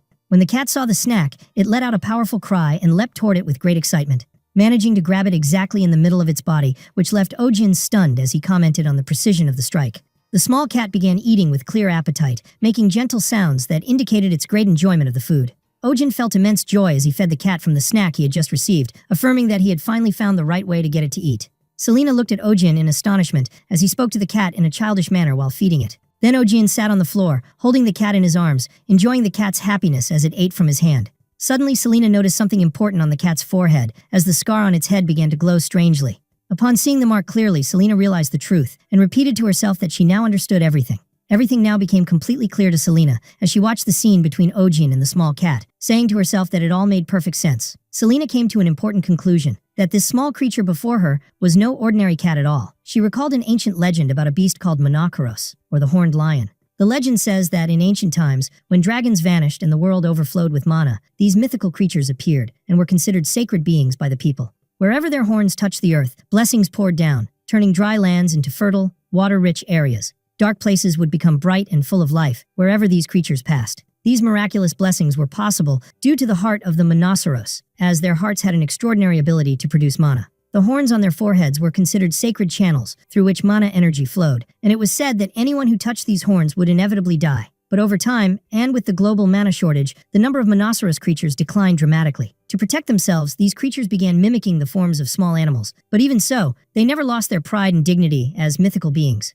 As a result, humans were never able to tame these creatures. The only being capable of approaching and taming them was the legendary spirit of healing. Meanwhile, Ojin was excessively celebrating the cat's successful use of the litter box. The cat, whom Ojin had named Kim Seonja, began responding to him playfully, making soft meowing sounds. Ojin continued enthusiastically praising the cat as he fed it again, while the cat kept eating voraciously. Selena watched this bizarre scene with a worried expression, wondering if what they were doing was truly right. At the same time, inside the Baron's castle, the Baron was shocked when one of his soldiers informed him that the cat had eaten calmly. The Baron received a report confirming that Ojin was holding the cat in his arms and feeding it happily, and that the cat was eating with appetite and making clear sounds of satisfaction. The Baron initially refused to believe it, telling the soldier that it was absolutely impossible, while the soldier explained that the troops were feeling anxious and uneasy about what was happening. The Baron began to have doubts about the true nature of the cat, wondering nervously if the creature was not just an ordinary feline, especially with all the rumors about the demon lion and the plague that Ojin had mentioned. The Baron recalled the fact that humans could never tame Manhwa creatures, and the danger they posed even after losing much of their power. He explained that the greater danger lay in these creatures' ability to transform the mana inside their bodies into toxins and deadly explosions, and that the entire nation could collapse due to the plague they might cause. The Baron remembered Ojin's words that a similar plague had actually happened in his original world, and that humans had to fight it for many years. He expressed deep astonishment as he thought aloud, saying he had heard before that Manhwa creatures never eat food offered by humans. Baron Doyle began to wonder about Ojin. Did that young man have a special method unknown to them that allowed him to tame that strange cat, which no one had been able to handle before? At Ojin's clinic, the assistant called for the next patient to enter. She welcomed the owner of a small creature called a pink fairy and asked her to proceed to the examination room. As the woman entered the room with her pet, the assistant greeted her with a smile and explained that the pet's weight would be measured inside. Meanwhile, Ojin watched the scene, pleased with the clinic's growing efficiency and order. A short while later, one of the clients complained about the annoying noise coming from a creature named Jinglebeat, which made constant sounds even while still. Selena rudely responded, threatening to use magic to silence the client herself, prompting Ojin to yell her name in frustration due to her poor treatment of the customers. After that, Selena began using force unnecessarily against another client who had cut in line, causing Ojin to shout at her again because of the violence she used inside the clinic. Later, Ojin was surprised when Selena suddenly walked out of the clinic during an examination, which made him cry out in confusion, demanding to know why she had left so abruptly. A few days earlier, Selena had left him a note in her beautiful handwriting, informing him she would be away for a few days, which deeply angered Ojin due to her frequent and unexplained absences. Ojin stood trembling with anger, holding Selena's note, grumbling loudly, and declaring that what she did was grounds for dismissal, remarking that even veterinarians themselves wouldn't act this way. Ojin was forced to urgently seek temporary help, turning to someone named Biu, who lived near the clinic, offering her a relatively high wage of 2 silver coins per hour, which delighted her greatly. Biu quickly proved herself to be highly skilled and excellent with clients. She warmly greeted one customer and politely asked him to leave his weapon with her before entering the clinic. She also showed great love for animals, expressing admiration for a small creature brought in by a child, and commented that she had raised a similar one when she was young. Additionally, Biu showed tremendous dedication and enthusiasm for her work, eagerly asking Ojin for permission to help organize the files, which impressed him. Ojin grew increasingly excited by Biu's energy and commitment, to the point that he seriously began considering hiring her full-time. Shortly after, Ojin noticed the clinic was unusually quiet, which puzzled him and made him wonder about the sudden calm. The clinic was usually bustling with clients and animals, but on that specific day it was strangely quiet, which added to Oh-jin's confusion. Typically, the clinic was filled with noise from barking and animals fighting each other constantly, but today everything was eerily calm. Oh-jin stood in the middle of the clinic, wondering about the sudden silence, as the animals stared at him with suspicious stillness. The reason was the small black cat, Seonja, who had emitted a very intimidating aura that terrified all the animals present. Outside, the clinic's operations continued, and Bayu once again called for the next patient to come in. Oh-jin was surprised to see that the next patient entering the examination room was the same creature Bing Bing, who had visited the clinic earlier, but was now strangely overweight. Oh-jin stared at Bing Bing in disbelief, wondering how such a small hamster could become this large, joking with the creature, and saying it now looked like a panda. The pet's owner responded in confusion, saying it wasn't a hamster, but a creature called a flow bear, which made Oh-jin feel embarrassed by his mistake. The owner clarified to Oh-jin, visibly concerned, that it was a flow bear, and not a hamster as the doctor had said, which reminded Oh-jin that people in this world don't call it a hamster. The owner then asked Oh-jin if he even knew what a flow bear was, which increased Oh-jin's embarrassment as he nervously tried to deny his ignorance. Suddenly, Bu jumped in with great enthusiasm and said that Dr. Oh-jin came from another world, which is why he used different terms, further confusing and worrying Oh-jin with her odd comment. Bayu continued explaining excitedly, saying that Oh-jin could diagnose diseases that other doctors here couldn't understand because of his experience from another world, while Oh-jin stood there flustered by her strange explanation. Finally, Oh-jin was deeply impressed by Bu's enthusiasm and dedication, and he decided to hire her permanently, enthusiastically announcing to everyone that she was now a full-time employee. Oh-jin then returned to examining Bing Bing, once again wondering how the creature had grown so large despite appearing in very good health. He examined the creature carefully, confirming that its anatomy matched that of a hamster despite the different color, and speculated whether it had been exposed to a special kind of magic that made it grow so big, while the small black cat quietly observed the situation. The black cat, Seonja, began to stare menacingly at the small creature, Bing Bing. Suddenly, Seonja leapt at the small animal with incredible speed to attack it, while Oh-jin screamed its name, trying to stop it. Oh-jin shouted again, trying to prevent Seonja from attacking, reaching out his hand and pleading for it not to do it. As a result of the sudden attack, the small animal was launched into the air and split into 3 equal parts, in a strange and astonishing manner. Everyone in the room was shocked by what happened, with Oh-jin and the others crying out in disbelief as the small creature suddenly split into 3. Oh-jin was in a state of shock, holding his head and shouting in confusion about how this crazy world could ignore the laws of physics like that, saying he couldn't explain this phenomenon as a doctor. The animal's owner approached Oh-jin and told him that his Bing Bing had split into 3, and Oh-jin stammered, trying to explain the situation but unsure of what to say. But the owner soon became incredibly happy when he realized he now had 3 creatures instead of 1, embracing the 3 animals joyfully, while Oh-jin wondered in disbelief how he could actually love this outcome. The man rejoiced as he hugged the 3 small creatures with excitement and began thinking of suitable names for them. But suddenly, one of the little creatures jumped away and started running, causing panic and shouting inside the clinic. The 3 tiny animals began darting in all directions at high speed, and everyone screamed in amazement at how fast they had become after shrinking in size. Oh-jin struggled to catch the little creatures, and eventually, someone managed to grab them one by one. It was Selena who did so. She stood holding the 3 animals and said that this creature was not a flow bear, which surprised Oh-jin. She then explained that this creature was actually something called a bloop, and asked in confusion where they had gotten it from. The animal's owner replied that he didn't know exactly, but had received it as a gift from his father, then nervously asked if his creature was demonic. Selena immediately ordered that the 3 creatures be placed under medical observation in the clinic, which surprised everyone due to the sudden decision. When she noticed the owner's concern, Selena calmly reassured him, saying she had no intention of dissecting or harming them. Then Oh-jin joined in to comfort the owner, saying that they do not perform any unethical medical procedures, and assured him that nothing would be done without his consent.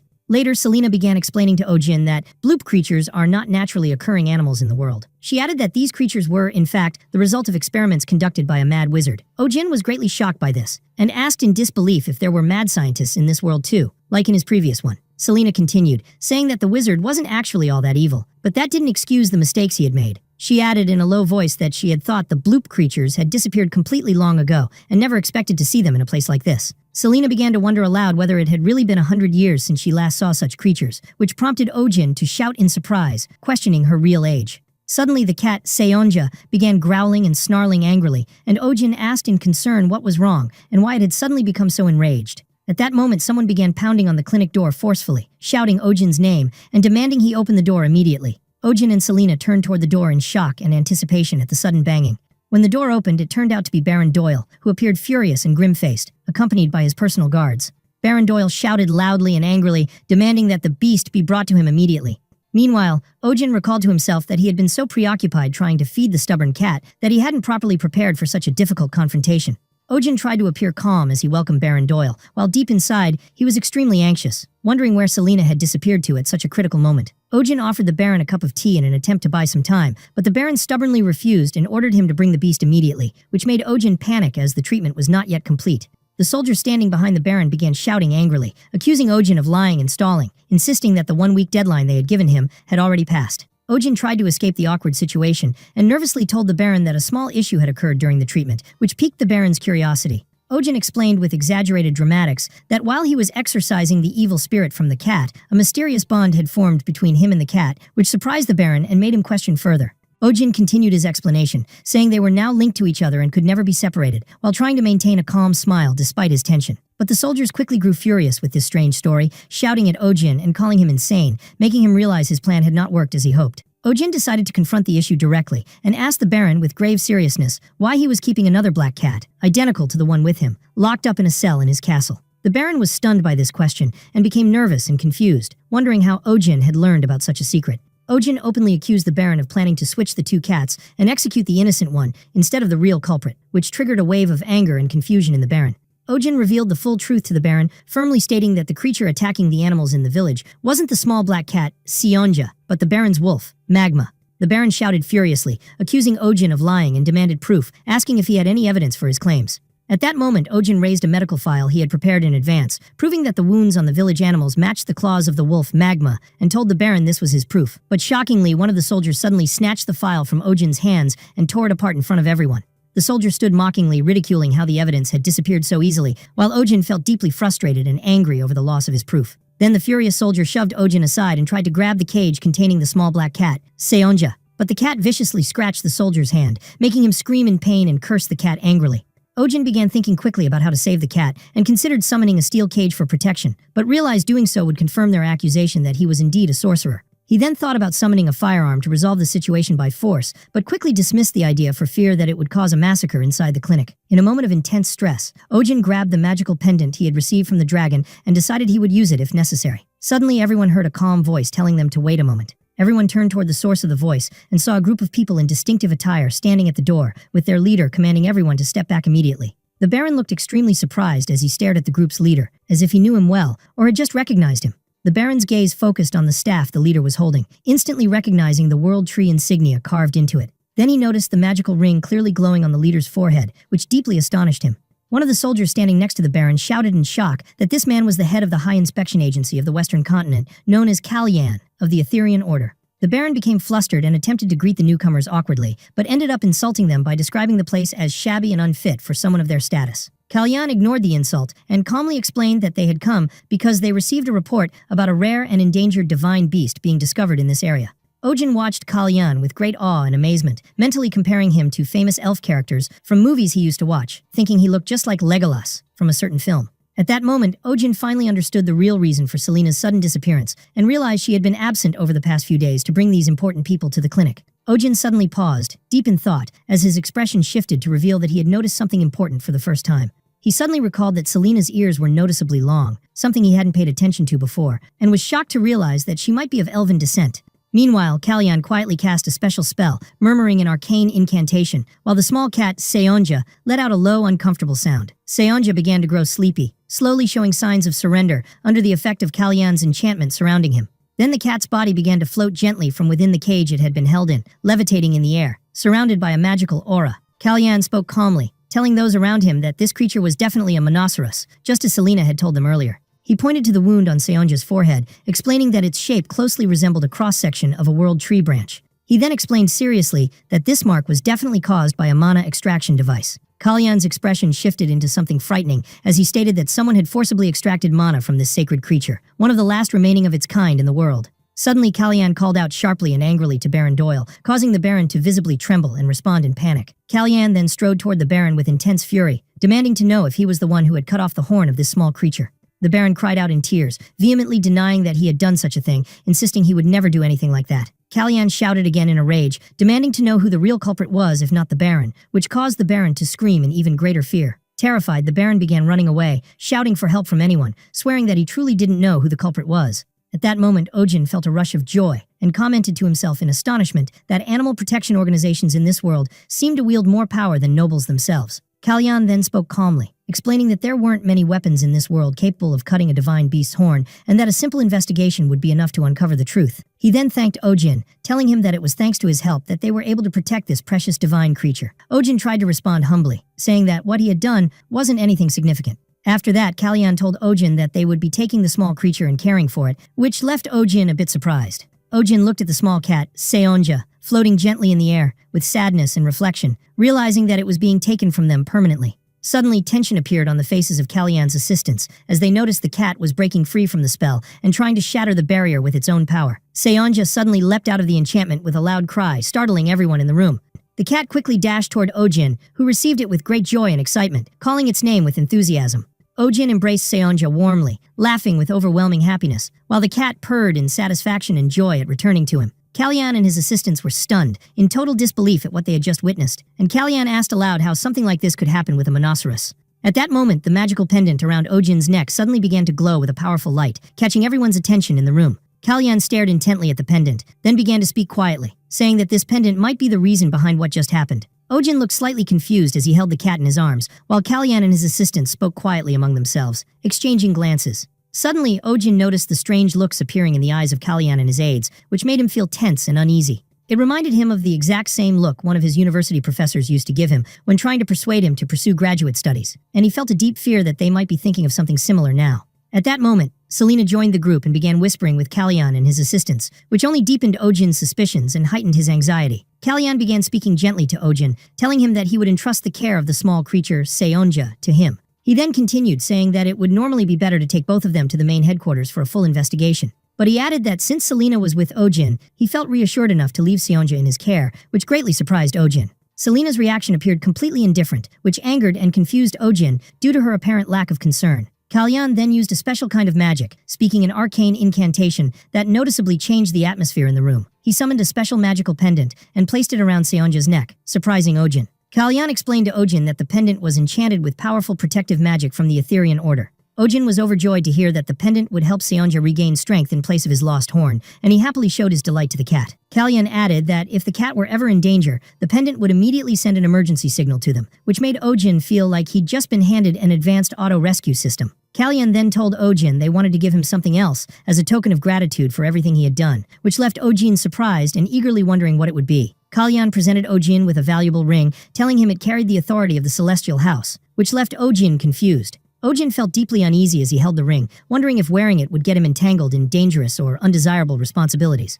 Kalyan gave a very gentle smile and explained that the ring also had the same protective magic as the pendant, and that it too would send a distress signal in times of danger, which made Ojin even more confused about the meaning of that gentle smile. Suddenly, Kalyan offered to place the ring on Ojin's finger himself, which terrified Ojin as he wasn't emotionally prepared for it. Ojin was overwhelmed with embarrassment as he saw the ring on his finger, and everyone applauded, saying it suited him perfectly. He began to nervously question whether what had just happened was even appropriate. Ojin felt a deep sadness, as he realized he had never worn a ring in his life before, and became increasingly anxious because of the strange nature of this one. He started to feel that the ring was extremely suspicious and might contain dark or dangerous magic. Due to his anxiety, Ojin politely told Kalyan that he couldn't accept the ring, explaining that he worked with his hands a lot and accessories didn't suit him. But Kalyan, with a gentle and completely unfazed smile, told Ojin he could think of the ring as a protective shield rather than an accessory, which left Ojin astonished by his calm response.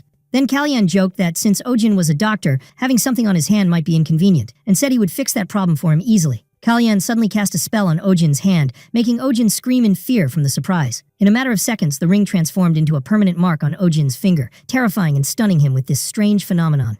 Ojin stared at his finger in disbelief, wondering how he suddenly had a tattoo there, though he admitted it looked quite beautiful. Kalyan asked Ojin to place the emblem of the ring over his heart and say the words Kalyan Celestine, which confused and surprised Ojin with how odd the request was. When Ojin did so, a very bright light emerged from the mark on his finger. At that moment, Kalyan explained to Ojin that he could now communicate remotely with anyone else who possessed a telestron stone, which amazed Ojin, who compared it to a video call. Kalyan then asked Ojin to say the word light, and when he did, a brilliant light burst forth from the mark in an astonishing display. Ojin was overjoyed by this new feature, jumping with enthusiasm to express his excitement, while Kalyan and his aides smiled at him kindly. Afterward, Ojin sincerely thanked Kalyan for the wonderful gift, and Kalyan replied joyfully that he was glad Ojin liked it, while Selena sarcastically commented on how excited Ojin was despite having initially rejected the ring. Finally, Kalyan turned to Ojin and told him he had just one question to ask, to which Ojin responded with interest, curious to hear it. Kalyan began speaking to Ojin gently, asking where he had gotten the pendant he was wearing. Ojin felt a bit nervous and hesitantly replied that it was kind of a long story.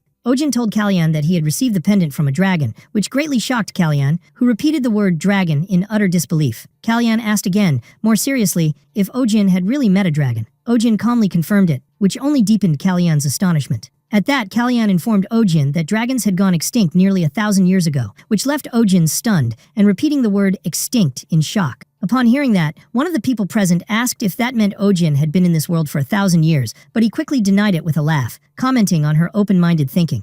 Ojin then explained the story of meeting the dragon in a humorous way, saying that the dragon had a sick pet bat and decided to summon a doctor. By coincidence, that doctor was him. He added that after treating the bat, the dragon gave him the pendant as a reward and promised to return him to his original world. But instead, he ended up in this strange one. At that moment, Ojin began to realize that the people around him were highly knowledgeable about magic, so he cautiously asked if anyone knew a way to return him to his own world. But then he suddenly noticed a strange silence falling over the room. Suddenly, everyone bowed before him and began calling him Spirit of Healing with great enthusiasm, saying they were honored to meet him in person. This completely shocked and stunned Ojin. Ojin was terrified and screamed inwardly, wondering why they were calling him the Spirit of Healing. He then remembered the dragon he had met earlier and suddenly realized that the dragon had seemed far too silly and friendly. In his memories, the dragon had danced and sung in a childish way, which made him realize that the dragon may not have been entirely serious when it summoned him. Ojin began to feel deeply frustrated and anxious, placing a hand over his face and letting out a heavy sigh. He then calmly tried to explain to everyone that there had been a huge misunderstanding, assuring them that he was just an ordinary human, not the Spirit of Healing they thought he was.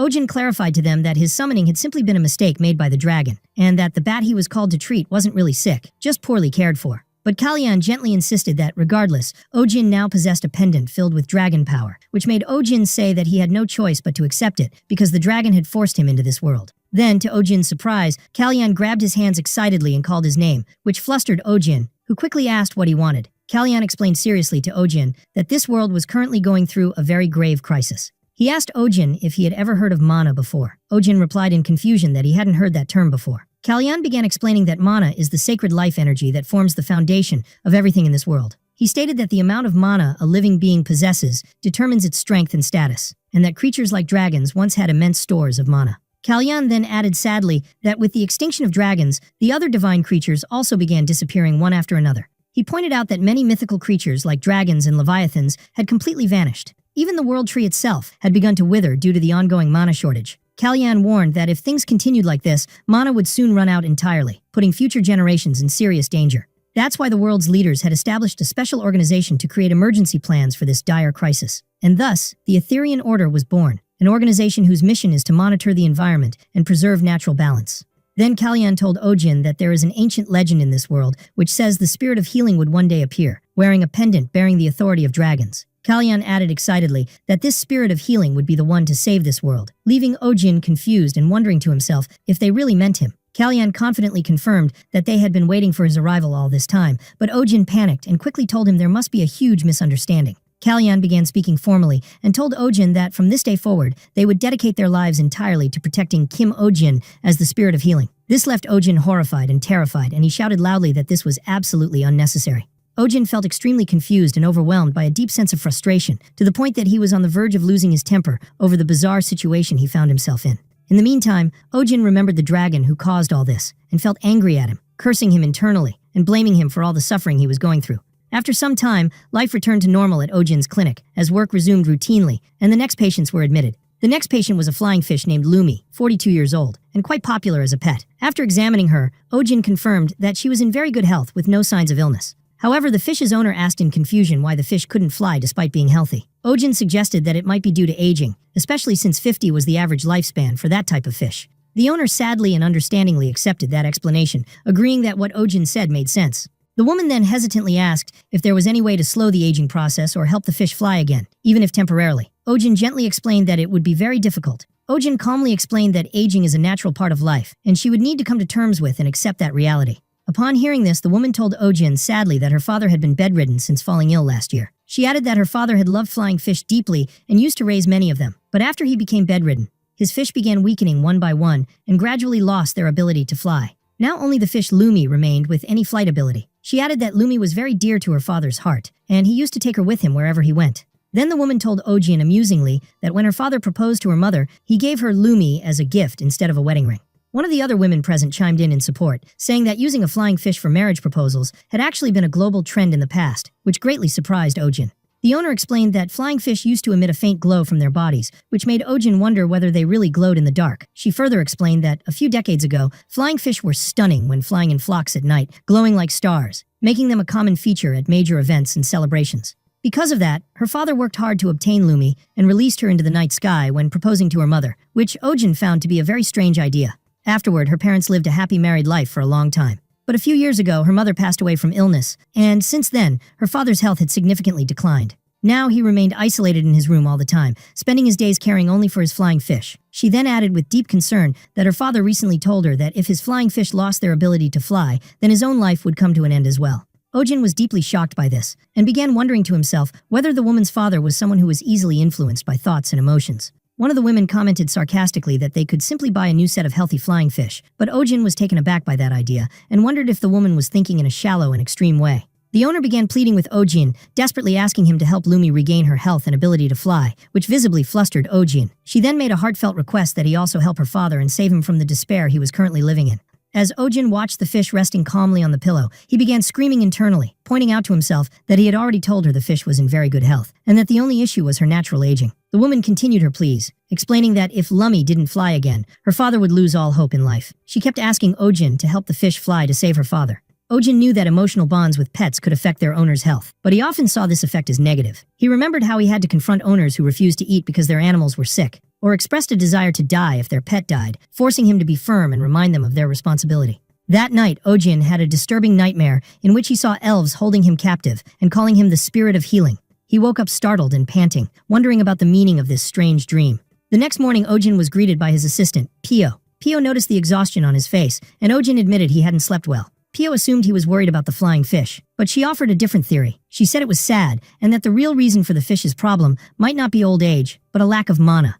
The word mana piqued Ojin's interest. Pio explained that she remembered hearing adults in her youth say that flying fish stopped glowing, and then flying because of the decreasing mana in the air. Ojin connected this concept to the environmental pollution in his own world, realizing that this world's ecosystem was also collapsing. Then the memory of his nightmare rushed back to him, where the elves were referring to him as the savior. Later at the clinic, Selena confirmed that the mana deficiency theory was correct and affected all animals. She pointed to the sleeping cat, Sonia, saying she was the clearest evidence of it.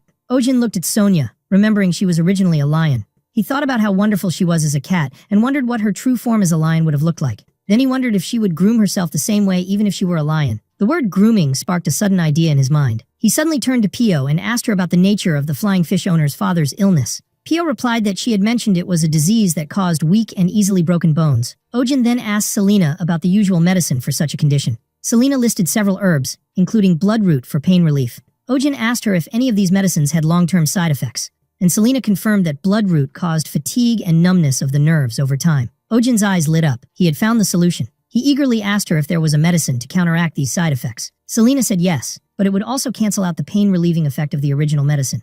Ojin said that didn't matter and asked her to tell him how to make it. Selena answered simply by pointing behind her. Ojin turned and saw the mandrake plant, realizing it was the secret ingredient. He approached the plant with a smile, telling it he would only take a few leaves to make the medicine. As Ojin approached the mandrake plant, it turned its back on him with a clear frown. He tried to appease it, gently asking for some leaves, but it suddenly recoiled and let out a sharp, loud scream, forcing Ojin and his assistant Pio to cover their ears in pain. After it finished screaming, the plant began to cry and wail. Ojin angrily asked it why it had suddenly screamed, complaining that it nearly ruptured his eardrums, but Pio advised him not to be harsh with it. Pio suggested an explanation for the plant's behavior, saying it was probably upset because Ojin only came to it when he wanted something, especially since he had been busy with the cat Sonia lately. Flustered, Ojin shyly claimed he felt awkward around plants because he had never raised a sentient one before. Pio suggested he at least give it a name. Upon hearing this, the plant burst into even louder tears, sad that it didn't have a name. Ojin sighed in despair, grumbling that now he also had to worry about a plant's feelings.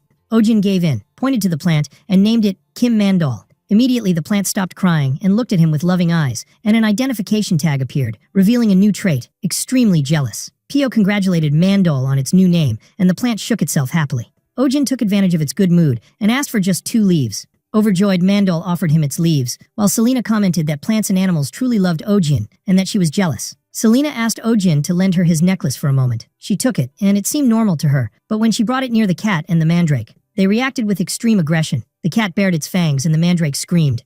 Selena concluded that their friendship with Ojin was not just because of the dragon's power in the necklace, but was specific to him. She asked Ojin how to activate the necklace's power. He explained that he believed the power was released when he focused on what he wanted, as he would feel a tightness in his chest. Selena wondered if the power was connected to his heart. Ojin explained that just touching the necklace made the creatures come to him as if it were treat time, and he gave a reward to the cat, Sonia. Selena realized this meant Ojin was feeding the Monoceros with his own mana, and she wondered how dangerous that was for him. Pio brought the crushed mandrake leaves to Ojin, who held the prepared medicine. Selena asked if she should bring a housecall bag, and he requested a large one. Selena looked at him deeply, wondering to herself if he was truly the spirit of healing. The scene shifted to the home of the flying fish's owner. The daughter, L'Oreal, entered her father's room carrying the medicine tray, only to find him collapsed on the floor. She rushed to him and asked if he was okay. He reassured her, but she scolded him for trying to stand up on his own. In his bedroom, the bedridden father was struggling to get up while holding the fish Lummy. His daughter L'Oreal scolded him, saying he should have called for her instead of risking himself. The father justified his action by saying that Lummy seemed to want to see what was outside. L'Oreal warned him that his bones were still weak and that any mistake could have led to disaster. But the father replied despairingly that he didn't have much time left anyway.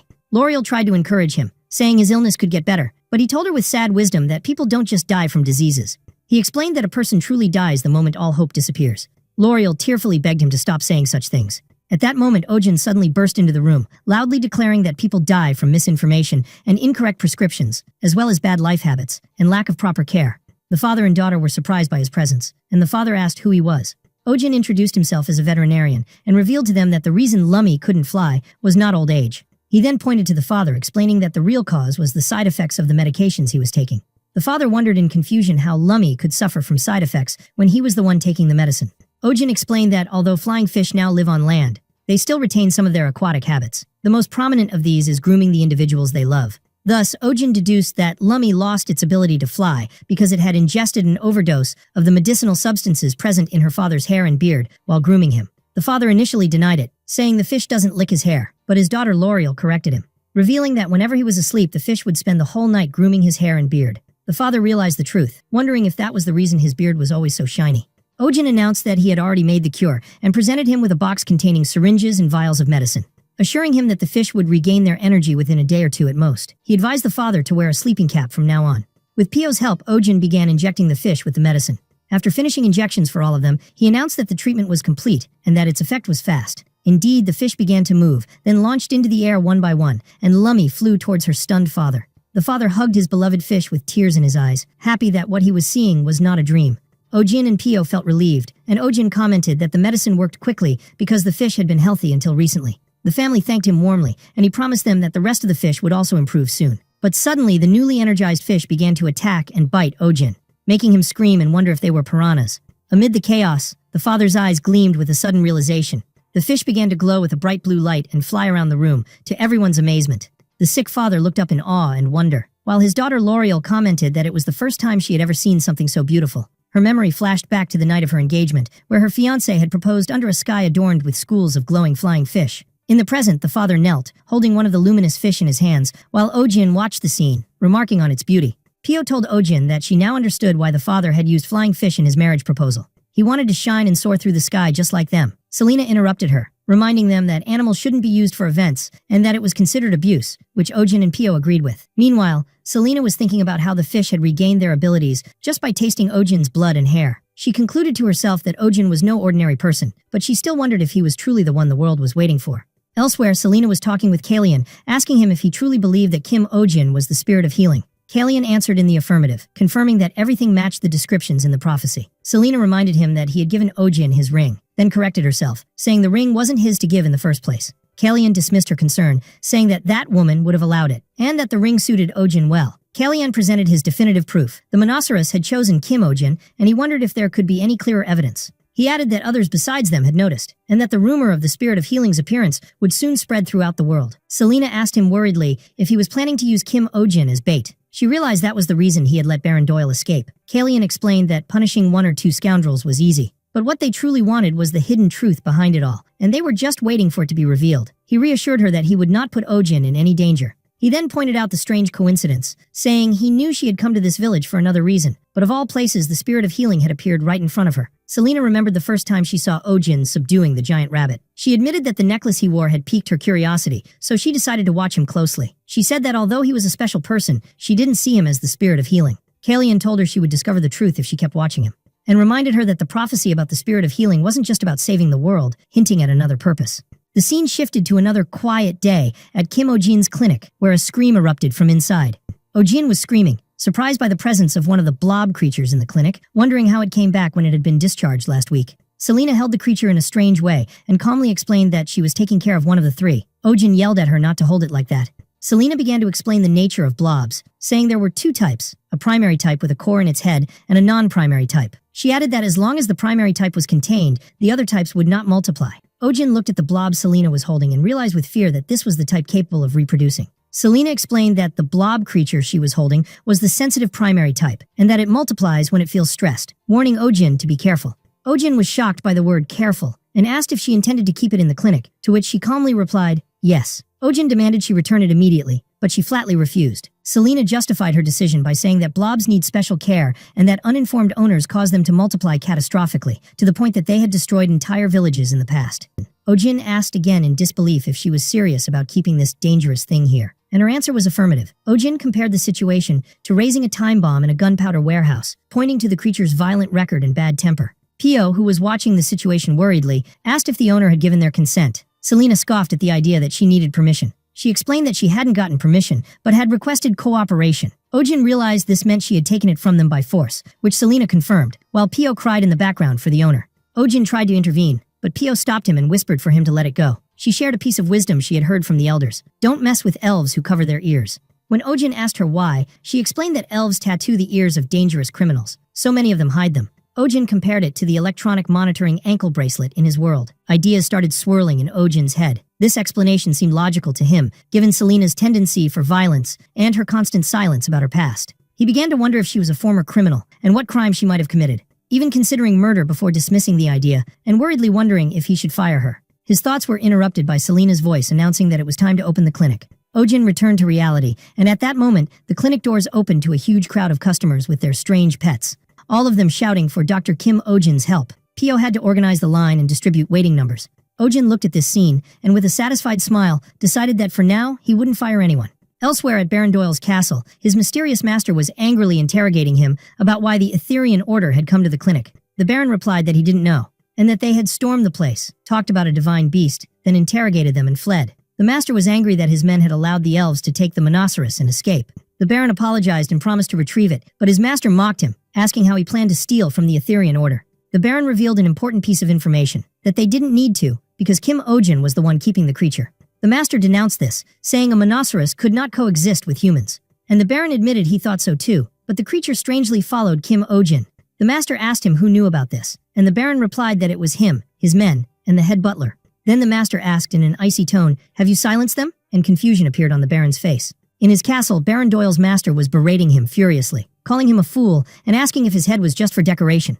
The master ordered him to gather everyone who had been present at the clinic that day. After the scolding continued for a full hour, the exhausted Baron sat down, complaining of stress. He ordered his head butler to summon two men named Theodore and Alex immediately. But the butler told him they were on vacation because they had been grumbling about overtime. The Baron exploded in anger, ordering their vacation canceled and for them to be brought back by force. But the butler explained that they had already left and he didn't know their whereabouts, further frustrating the Baron, who felt that things were heading for disaster. Meanwhile, rumors were spreading throughout the town. People talked about seeing the Etherian Order with their own eyes, and about the presence of Commander Kalian Celestine himself. They wondered why such an important group would come to their rural area. The rumors quickly connected the elves' visit to Kim Oh-jin's clinic, saying they came because of a rare, endangered species. The gossip began to evolve, with some claiming that Oh-jin was not an ordinary person, but a spirit or a fairy from another world. Others recounted his feats. Although the legend of the spirit of healing seemed like a myth, they pointed out that he had subdued a giant rabbit with mana and tamed a divine beast with his bare hands. Meanwhile, some tried to remain logical, saying he was probably just a somewhat powerful doctor. The rumors reached the nobility, where two aristocratic ladies wondered about the spirit of healing being a man, as they had heard the spirit possessed supreme beauty and had assumed it was a woman. One of them explained that this changed everything, as the prophecy says the spirit of healing will save the world, and that whoever wins the spirit's heart will rule the entire world. In the high-class noble district of Montefiore, another veterinarian named Adrian Havencrown was arriving late to his luxurious clinic, apologizing for oversleeping. His head butler greeted him, but Adrian noticed the clinic's strange quietness and asked why. The butler replied that there were no patients today. Adrian was surprised, and the head butler confirmed that no one had come since the morning. Adrian wondered what was happening and suspected that his rival, Count Downey, was trying to sabotage his business. He vowed to sue him, but the butler stopped him, explaining that he believed the problem lay with the new veterinary clinic in the commoners' district of Belmore. Adrian scoffed at the matter, wondering why his noble clients would go to a commoners' district. The butler told him that the new clinic had become overwhelmingly popular, so Adrian assumed it must be using cheap tricks. Arrogantly, he said that a commoner's doctor remains a commoner's doctor, boasting that he was a graduate of the Royal Academy, which only nobles could enter. Adrian decided to consider the day a holiday, confident that his scheduled visit to Lady Marian tomorrow to examine her unicorn would secure his monthly income. But the butler hesitantly interrupted him, informing him that Lady Marian had cancelled her appointment. Adrian was shocked, and his shock grew when he learned she would be visiting Kim Ojin's clinic instead of his. In a fit of rage, he ordered his carriage to be prepared immediately. Adrian Havencrown was a young man with a prestigious family background, an attractive appearance, intelligence, and culture, a truly rare talent. He had chosen to become a veterinarian because, as he claimed, he loved people, and he saw helping their pets as a way to help them. The aristocratic veterinarian, Adrian, continued his internal monologue, explaining that he loved people who loved their wonderful pets. For him, there was nothing more satisfying than alleviating the worries of a beautiful lady. But he assured himself that, despite this, he maintained a strict separation between his work and personal life, adhering to the professional code of ethics. But there was one exception to this rule, Lady Marian Astrid. The moment she walked into his clinic, his heart began to beat for her alone. He believed that fate had made him a veterinarian just so he could treat her unicorn. For this reason, he became enraged at the thought that she would allow a commoner doctor to treat her precious animal. Back in his empty clinic, Adrian ordered it closed for the day, announcing he would head immediately to the Astrid family home.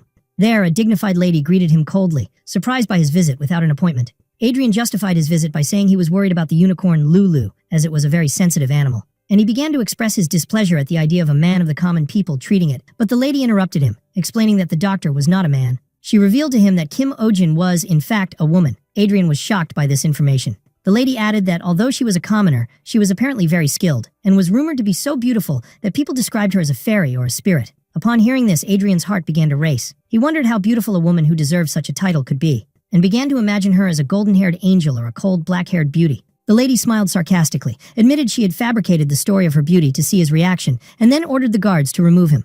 As he was being dragged out, Adrian protested that he was not a lecherous man obsessed with women, and that it was all a misunderstanding, then declared that he desired only Lady Marian. In a desperate attempt to clarify his intentions, he shouted that he wanted to marry her. The lady ordered him thrown out immediately. In his carriage, Adrian decided he had no choice but to meet Kim Ojin himself. He began to think about his extensive experience with unicorns. He explained to himself that, contrary to the popular belief that they only act gently with pure women, they actually judge people using their powerful sense of smell. She particularly hates the smell of blood and men's sweat, and any wrong approach could lead to a violent kick or a stab with her horn. In contrast, she loves clean women who wear beautiful perfume.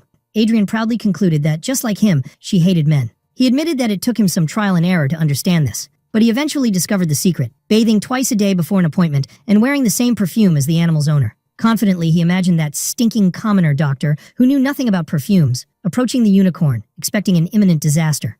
Adrian continued his daydream in the carriage, imagining the disaster that would befall the commoner veterinarian. In his mind's eye, he saw the unicorn attacking Ojin, which would cause a huge uproar. At that moment, he would appear, looking elegant and perfect, announcing his arrival to save the distressed Lady Marian. He would vow to protect her unicorn for life, and she would realize that fate had brought them together. Adrian smiled to himself as he imagined this perfect scenario, before bursting into such loud laughter that his carriage driver commented, "There he goes again."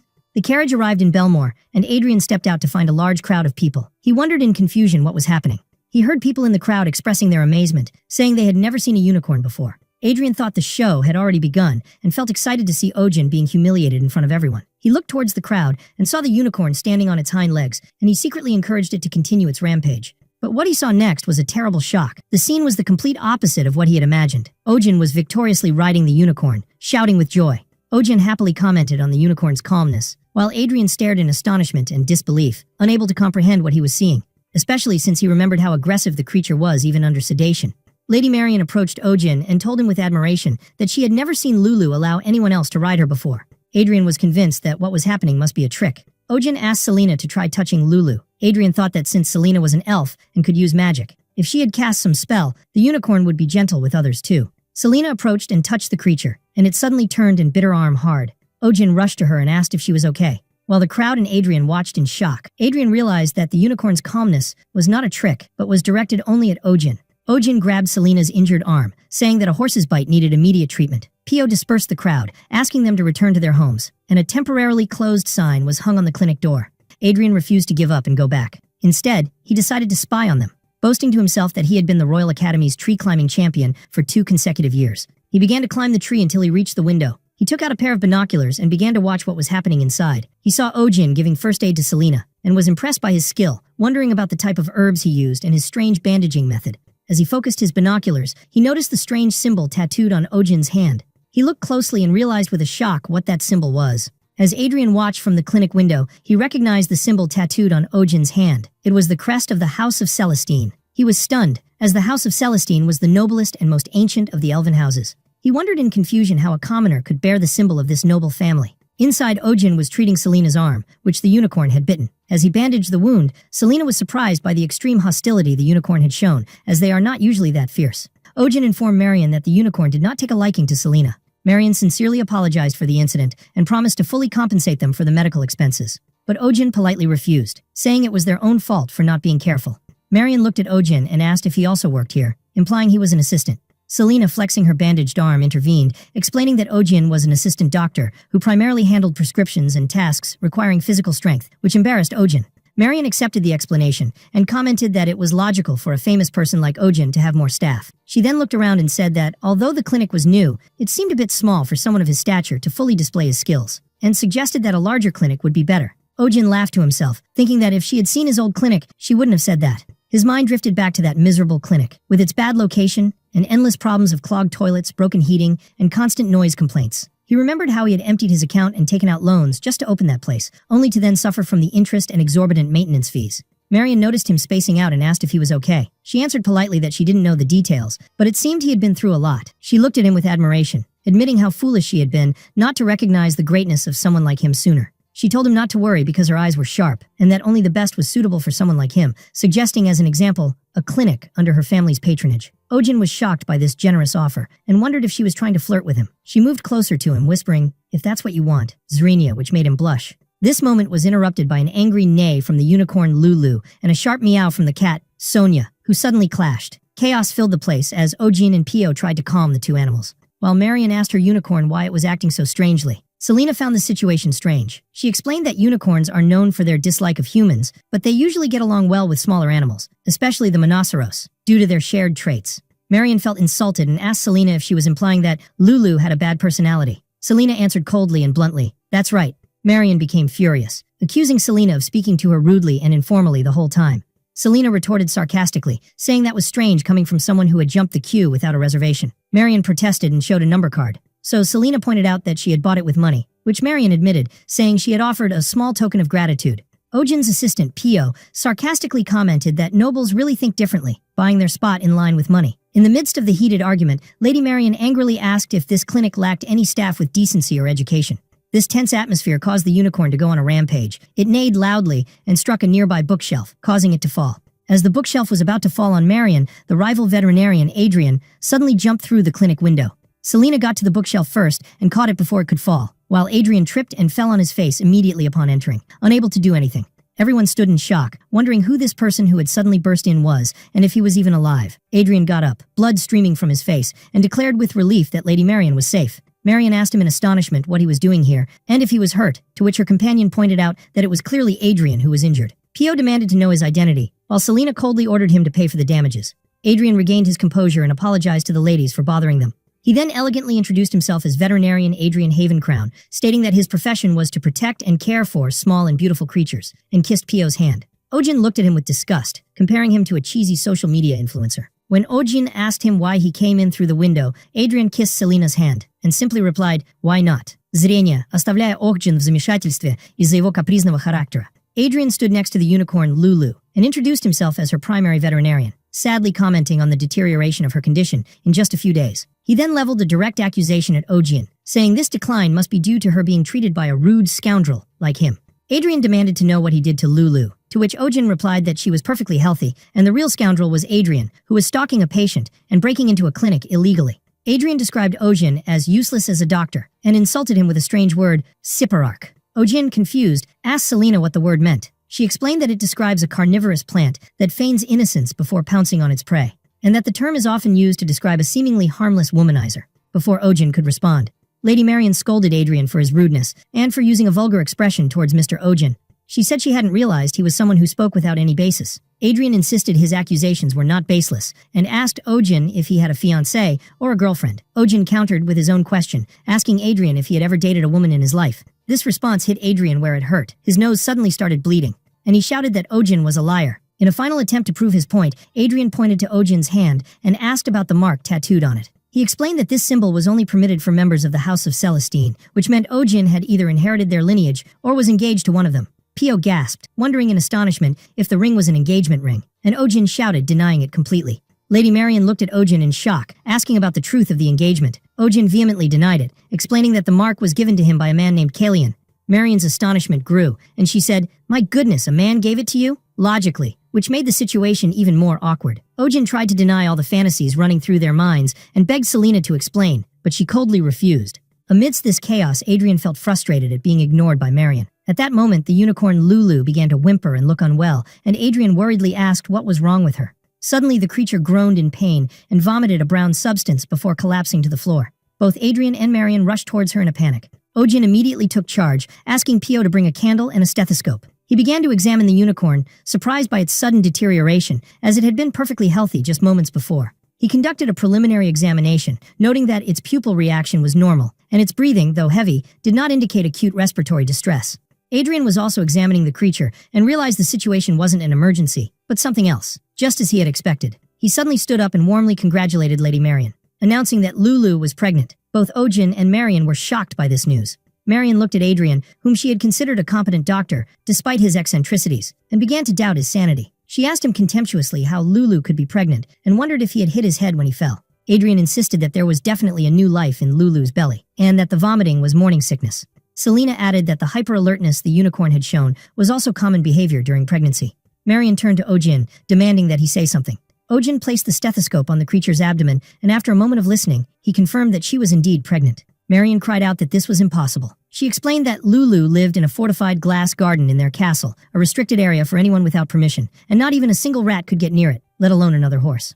Ojin stuck to his diagnosis, confirming that Lulu was pregnant, and offered her the stethoscope to check for herself, explaining that it was a tool that allows one to hear sounds inside the body. Marian hesitated, then used the stethoscope, and was able to hear Lulu's heartbeat. Ojin guided her to move the stethoscope towards her abdomen and asked if she could hear another heartbeat. Marian's eyes widened in absolute shock as she heard a second, clear heartbeat. Marian staggered back and nearly fainted, wondering how something like this could have happened. Adrian rushed to support her, then turned to Ojin in anger, asking what he had done to her and what this strange tool was. Ojin calmly replied that it was just a stethoscope and offered him to try it himself. Adrian scoffed, saying he couldn't be fooled, and grabbed the stethoscope, placing it incorrectly. Ojin pointed out his mistake, but Adrian ignored him, declaring that, as a graduate of the Royal Academy, he would personally expose Ojin's ridiculous tricks. He placed the stethoscope on the unicorn's abdomen and froze. Instead of exposing a trick, he clearly heard the sound of 2 beating hearts, the sound of new life echoing in his ears, leaving him astonished and deeply moved. Adrian was still holding the stethoscope, completely stunned by what he was hearing. He wondered how the sound coming from inside the unicorn's body could be so clear, expressing his amazement at the minute details he could hear, from the blood flow in the vessels to the movement of joints, breath, and pulse. Ojin asked for his opinion, noting that the fetus seemed very large. Adrian agreed and estimated, based on the swelling of the abdomen, that she was at least 4 months pregnant. Lady Marian was shocked by this time estimate, insisting it was unreasonable because Lulu hadn't been out of her garden at that time. Ojin found this strange, commenting that horses are free-spirited creatures by nature, and wondered why she hadn't been out. Marian began to explain the complicated situation. She explained that Lulu was scheduled to mate this autumn with Prince Theo's beloved steed, Shark. Because of this royal connection, Lulu had become a sort of royal fiancée, and was managed with extreme care and strictly isolated in her glass garden. She concluded with regret that her girl had gotten pregnant without anyone knowing. Later, in the clinic's intensive care room, Lulu was receiving an IV drip. Adrian burst into the room and angrily asked what Ojin was injecting into her body. Ojin calmly replied that it was just fluid. He explained that Lulu was suffering from dehydration and electrolyte deficiency due to the vomiting, and that injecting supplements directly into the bloodstream was the fastest way to replenish her. Adrian was impressed by this medical technique, commenting on how fast and effective it was because it bypassed the digestive system. Ojin coldly remarked that it seemed Adrian wasn't entirely stupid, but Adrian, full of questions, wondered about how the injection worked and the length of the attached tube. Marian asked him to remain calm. Selena explained that unicorns are very selective when choosing a mate, and if they don't find a suitable partner, they remain single for life. However, she added that once every few decades, an ordinary horse appears that a unicorn chooses as its partner. The offspring resulting from this rare union becomes a legendary horse immortalized in history, often with a completely golden body. Upon hearing this, Adrian suggested an alternative solution. Instead of sending Lulu to the palace, they could send her foal instead. He pledged that he would explain the situation to the prince, who would surely be delighted to receive such a rare animal as a gift. But Selena objected, saying this was not a good approach. She explained that the story of a legendary horse being born from a hybrid union was almost a myth, with very few reliable cases. More importantly, they didn't even know who the fetus's father was. Adrian replied that Lady Marian's palace was full of purebred horses, listing the names of the best ones like Siegfried, Tiran, and Dolly, in addition to the stallion Black Thunder. He asserted that if the father was one of these, the foal's lineage would be guaranteed. Marian agreed with Adrian's logic, and said that since it had already happened, they must find an alternative, and this required knowing the exact identity of Lulu's partner.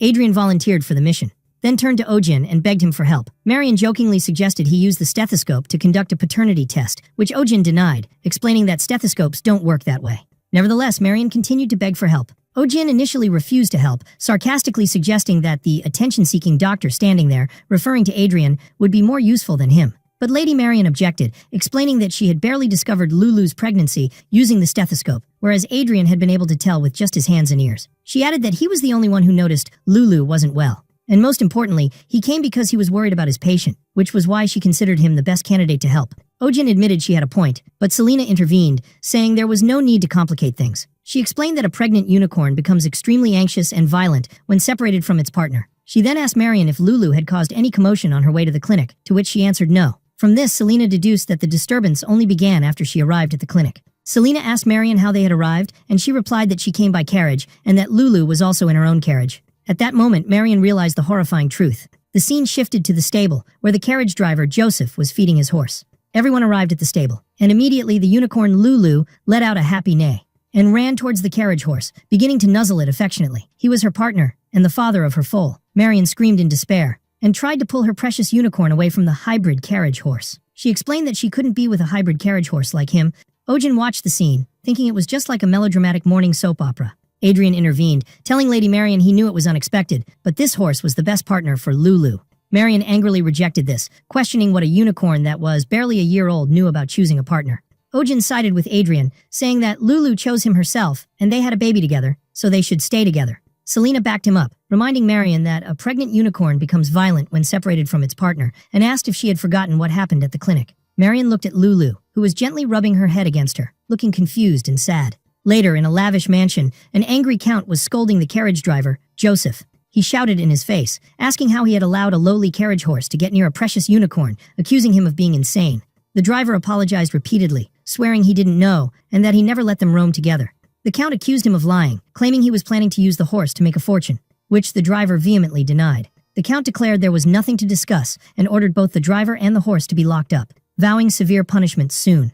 Elsewhere in the mansion, some maids were whispering about the count's cruelty, saying that Joseph had done nothing wrong, and wondering how one could stop animals from falling in love with each other. In the count's mansion, the maids were whispering about why there was a desire to send the unicorn Lulu to the royal palace in the first place. One of them explained it was for the Crown Princess selection contest at the end of the year, in which Lady Marian was participating, meaning Lulu was to be offered as a gift or a bribe to boost her chances. Another maid lamented that Lulu could have lived in royal luxury if things had gone as planned, wondering how she ended up with a common carriage horse. Another maid hinted that Lulu might be like her owner, and began to talk about Lady Marian's past. But the head maid angrily interrupted them, and ordered them to be silent. She scolded them, saying they needed a severe reprimand to come to their senses, while Marian listened in silence and sorrow. Suddenly, a maid rushed to the glass garden where Marian was, shouting that something terrible had happened. Inside, Lulu had collapsed on the floor and was coughing up blood. Marian rushed to her and worriedly asked what was wrong. The maid explained that Lulu hadn't been able to eat anything all day due to morning sickness, and then suddenly started coughing up blood while vomiting. Marian remembered Selena's warning that a pregnant unicorn becomes extremely anxious and violent when separated from its partner. She looked at her suffering pet in disbelief, wondering if her condition had worsened this much just because she was away from that hybrid horse. The maid warned her that her condition could get worse if the situation continued. Marian anxiously asked when Kim Ojin would arrive, and the maid replied that they had sent him a message that morning, but it seemed the distance was delaying him. After a moment of thought, Marian made a decisive decision. She ordered the maid to bring him, clarifying that she meant the hybrid horse.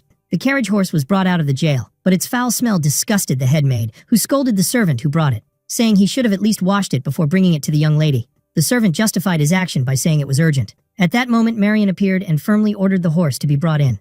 The horse let out a soft neigh, and the sick Lulu lifted her head and answered with a weak neigh of her own. The two met and began to nuzzle their heads affectionately. Marian was moved by the scene and ordered the maids to bring warm water and a towel, announcing that she would clean the horse herself, and also ordered soup to be prepared for Lulu to eat. Marion began to gently clean the dirty horse, looking at him and thinking that he was just a worthless horse. Her memories took her back to the past, when her parents scolded her for dating the son of a humble merchant while she was a count's daughter. She remembered how she had called herself a fool back then. She realized that, like Lulu, she could have lived a life of luxury in the finest gardens in the country. But she wondered, was this really what Lulu wanted? At that moment, Ojin arrived at the mansion. As he walked, he thought that it was natural for people to want their families to live in better places, but animals and humans were different. Ojin answered Lady Marion's question, explaining that the animal world might have its own preferences, but it is devoid of the class hierarchy that exists among humans. As for the unicorn Lulu, she doesn't see herself as a being superior to the carriage horse. He added that while he was setting up her nutrient solution, he realized that Lulu's greatest happiness simply lay in spending her days with the one she loved.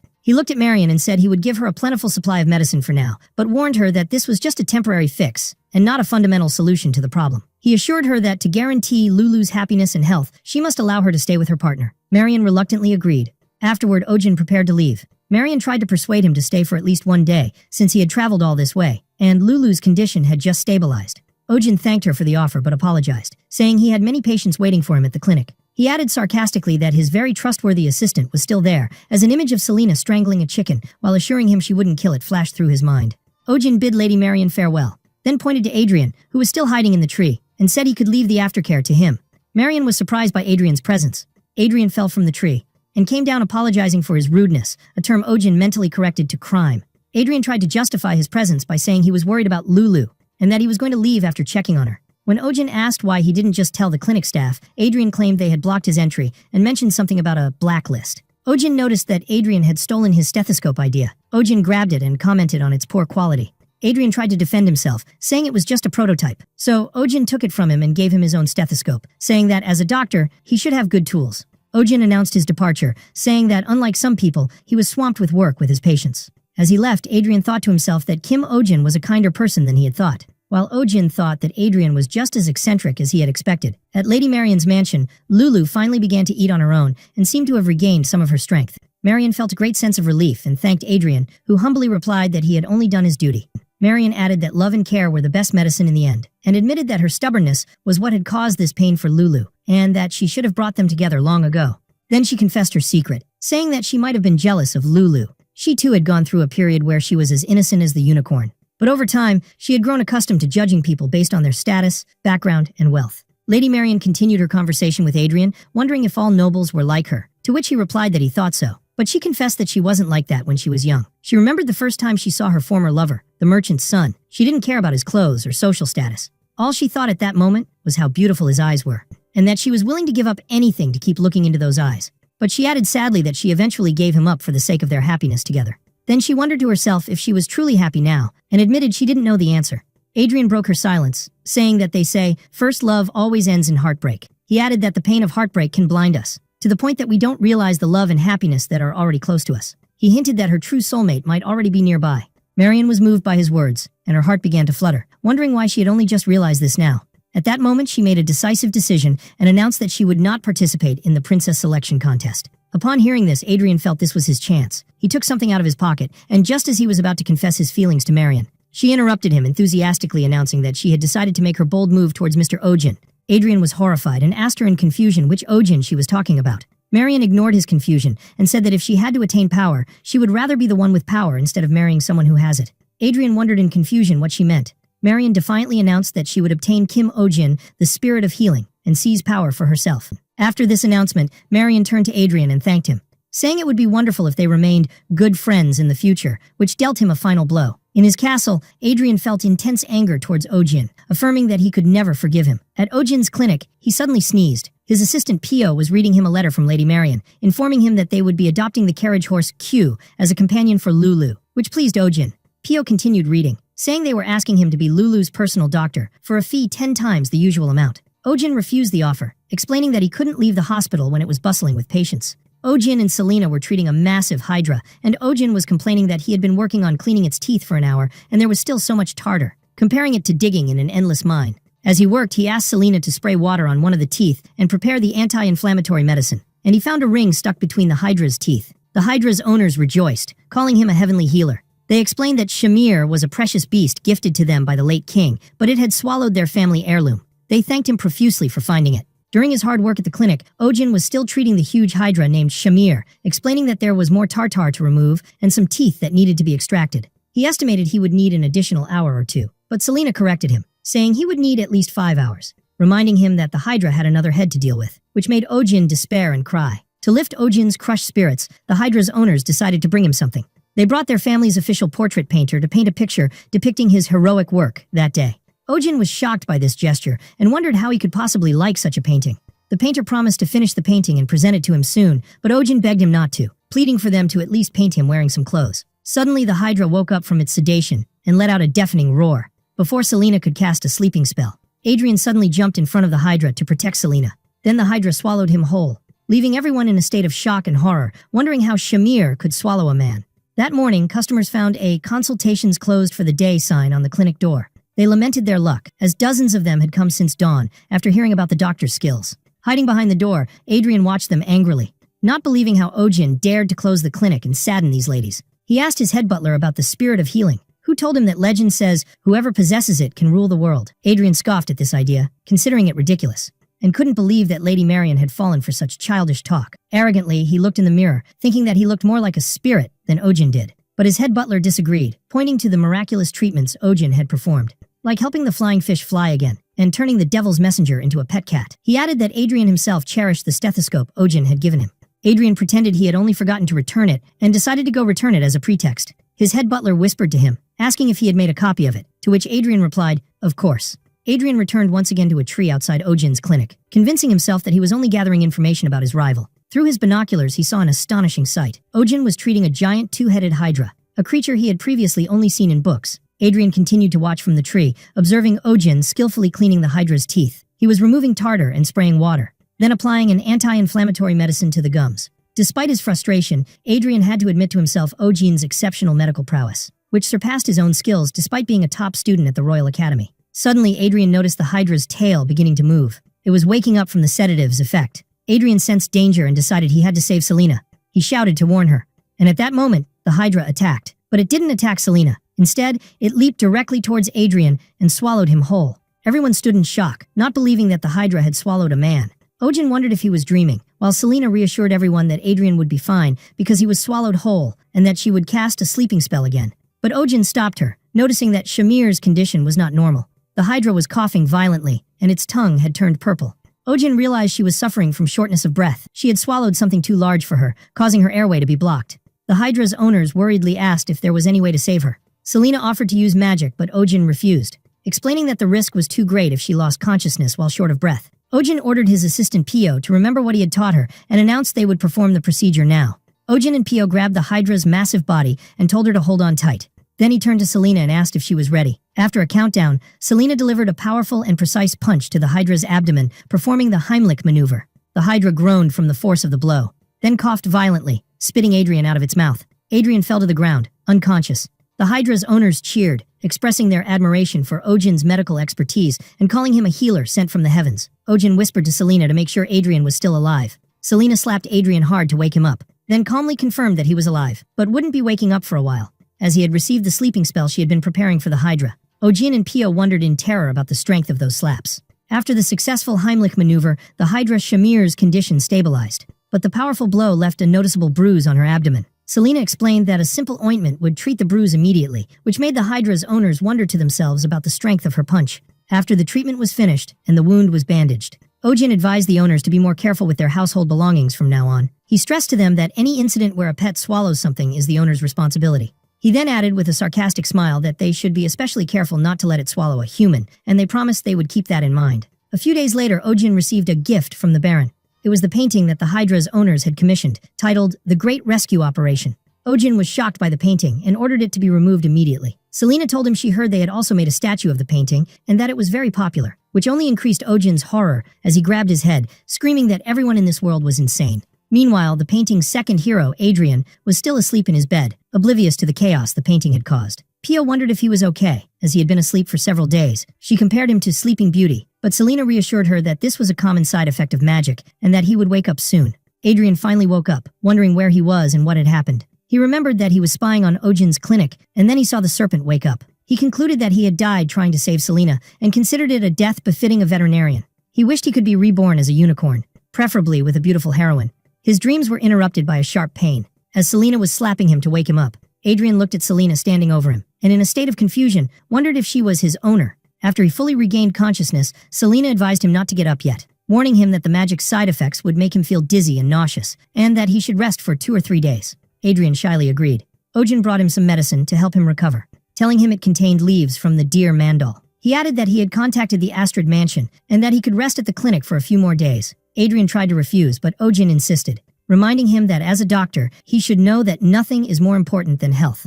Adrian was touched by Ojin's kindness and thanked him, thinking to himself that he was truly a great man. While resting at the clinic, Adrian was thinking about Kim Ojin. He admitted to himself that he felt embarrassed for being jealous of him and decided that he wanted to become a great man like him. At that moment, a bill from Ojin's clinic arrived. Adrian looked at the detailed bill, but what truly shocked him was an item for compensation for mental distress caused by treatment disruption and stalking, valued at 5 gold coins. On another day at Ojin's clinic, a noble couple was in a state of shock and horror after Ojin told them their pet would need sterilization surgery. Ojin explained that this was just a figure of speech and that their animal, a majestic Fenrir wolf named Julian, would be neutered. The owner protested strongly, calling Ojin cruel. Ojin began to explain his reasoning calmly. He reminded the owner that he had complained about Julian losing energy day by day and that he was finding it difficult to care for his many pups. He also reminded him that the female's health was deteriorating due to frequent births, although the owner still thought Julian was too young for the procedure. Ojin asked if he wanted to calculate how many puppies he would have within 5 years. He then confronted him with a direct question, asking if he was committing the crime of illegally selling Fenrir pups, which the owner vehemently denied. When the owner lamented that the surgery would deprive his animal of its pleasure in life, Ojin exploded. He explained that for an animal, reproduction is an instinct, not a choice, and that frequent mating, regardless of the animal's health, causes rapid aging. Aging shortens the lifespan and reduces the quality of life for both the pet and the owner. In the end, the convinced owner gave in and agreed to book an appointment for the surgery. After he left, Ojin sighed with exhaustion, complaining that he had to repeat the same speech every time. His assistant Pio interrupted him, excitedly telling him that the next patient was the pet of her childhood friend and asked him to take good care of it because it was like family to her. Ojin gently agreed. Pio's friend entered carrying a huge white-feathered chicken named Bob and said she had come for a health checkup. Ojin was impressed by the chicken's beauty and apparent health, and Pio assured him that it was the largest and healthiest among her friend's animals.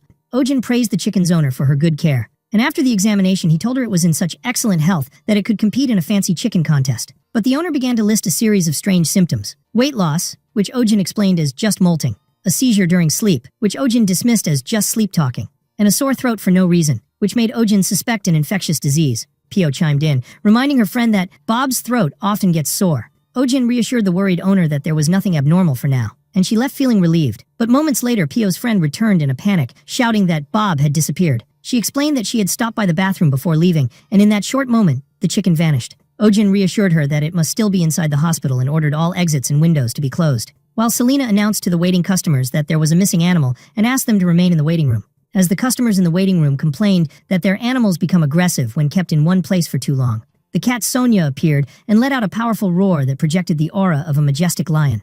Immediately, all the other animals and their owners were frightened, and calm fell over the place. Meanwhile, Ojin, Pio, and her friend were still searching for the missing chicken Bob. Pio's friend wondered if Bob had already left the building, but he dismissed the idea as she wasn't big enough to open a door or jump out a window, insisting she must still be inside. Suddenly, Pio remembered that Bob loves men. Ojin commented that some animals prefer low voices, but the chicken's owner explained that Bob's obsession with men was on a whole other level, so much so that her nickname was the man-crazy bird. Ojin remembered how eager the chicken had been during the examination, and now understood why. Selena deduced that there was only one place she could have gone, a room where a man was sleeping.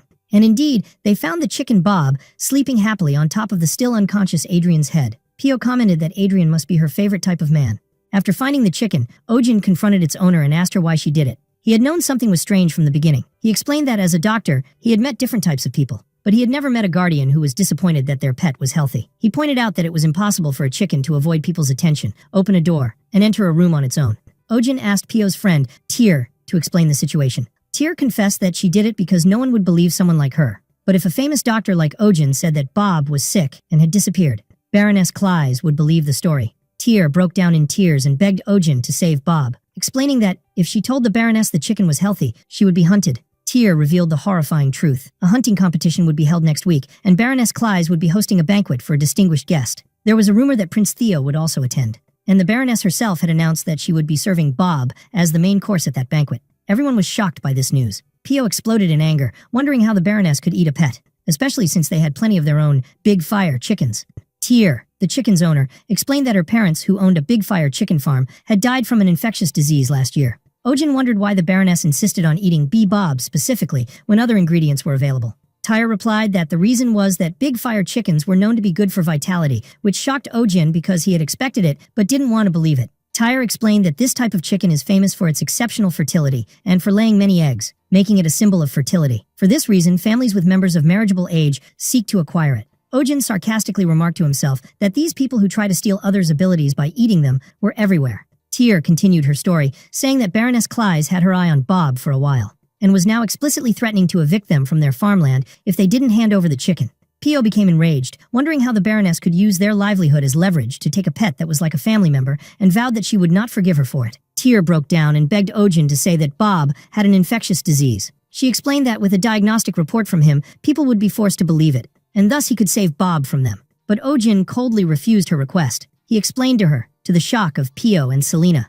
that the moment a doctor fakes a diagnosis, he is no longer a doctor, but becomes a fraud who deceives others using life itself. He questioned how he could proudly treat other animals after committing such a fraud involving a living being's life. Adrian, who was still recovering in the clinic, interrupted him, saying this was nonsense and questioning if professional ethics were more important than a living being's life. He insisted that a doctor's calling goes beyond a mere professional role and is about saving lives, and wondered how Ojin could call himself a veterinarian after refusing to help. Ojin replied calmly, explaining the consequences of his plan. He explained that if he were to forge a diagnostic report, he would have to, in order to save Bob, claim she had a highly contagious disease that could be transmitted to humans. In that moment, this innocent animal would be turned into a patient with a serious disease. He asked what would then happen to the other animals that were in the same coop as Bob. The coop might be shut down, and in the worst-case scenario, they might demand all those animals be culled. He continued his explanation, asking what if he later admitted it was a lie, and what if an infectious disease started somewhere else? Wouldn't people accuse this family of being the cause? Ojin turned to Adrian and said he agreed with him that a doctor's calling is to save lives. But he questioned, if a doctor makes a choice that endangers hundreds, even thousands, to save one animal, can he truly be called a good doctor? He told him that if he couldn't understand that, he was not qualified to be a doctor. Pio comforted her crying friend Tyr, saying there must be a solution, but Tyr desperately wondered how she could possibly win against a noble. While Tyr was in a state of despair, thinking of running away with her chicken Bob to save her, Ojin approached her and told her she didn't need to do that. Ojin explained that while he couldn't help her as a doctor, he would offer his help as a fellow pet lover. Ojin then tasked Tyr and her friend Pio with the mission of spreading a certain rumor within Baroness Clys's household. After that, Ojin suddenly turned around, exposed Adrian, who was eavesdropping on them, and asked him to come out of his hiding spot. Adrian was surprised to be discovered, but Ojin told him that he would need him to play an important role in the plan. Meanwhile, at the residence of Baroness Clys, conversations were revolving around the withdrawal of Lady Marion, daughter of Duke Astrid, from the Prince's Bride selection contest, even though she had been a strong candidate. Baroness Clys was delighted to hear this news, as she saw it as a great opportunity for her daughter Laura. The Baroness was planning to use the upcoming banquet to make her daughter stand out in the Prince's eyes, and she felt proud for having used her wealth, which others mocked, to personally invite the Prince to this event. As she was lost in her dreams and ambitions for her daughter, she was interrupted by a strikingly handsome man who turned out to be Adrian. He politely asked to speak with her privately at one of the tables, much to her surprise and admiration.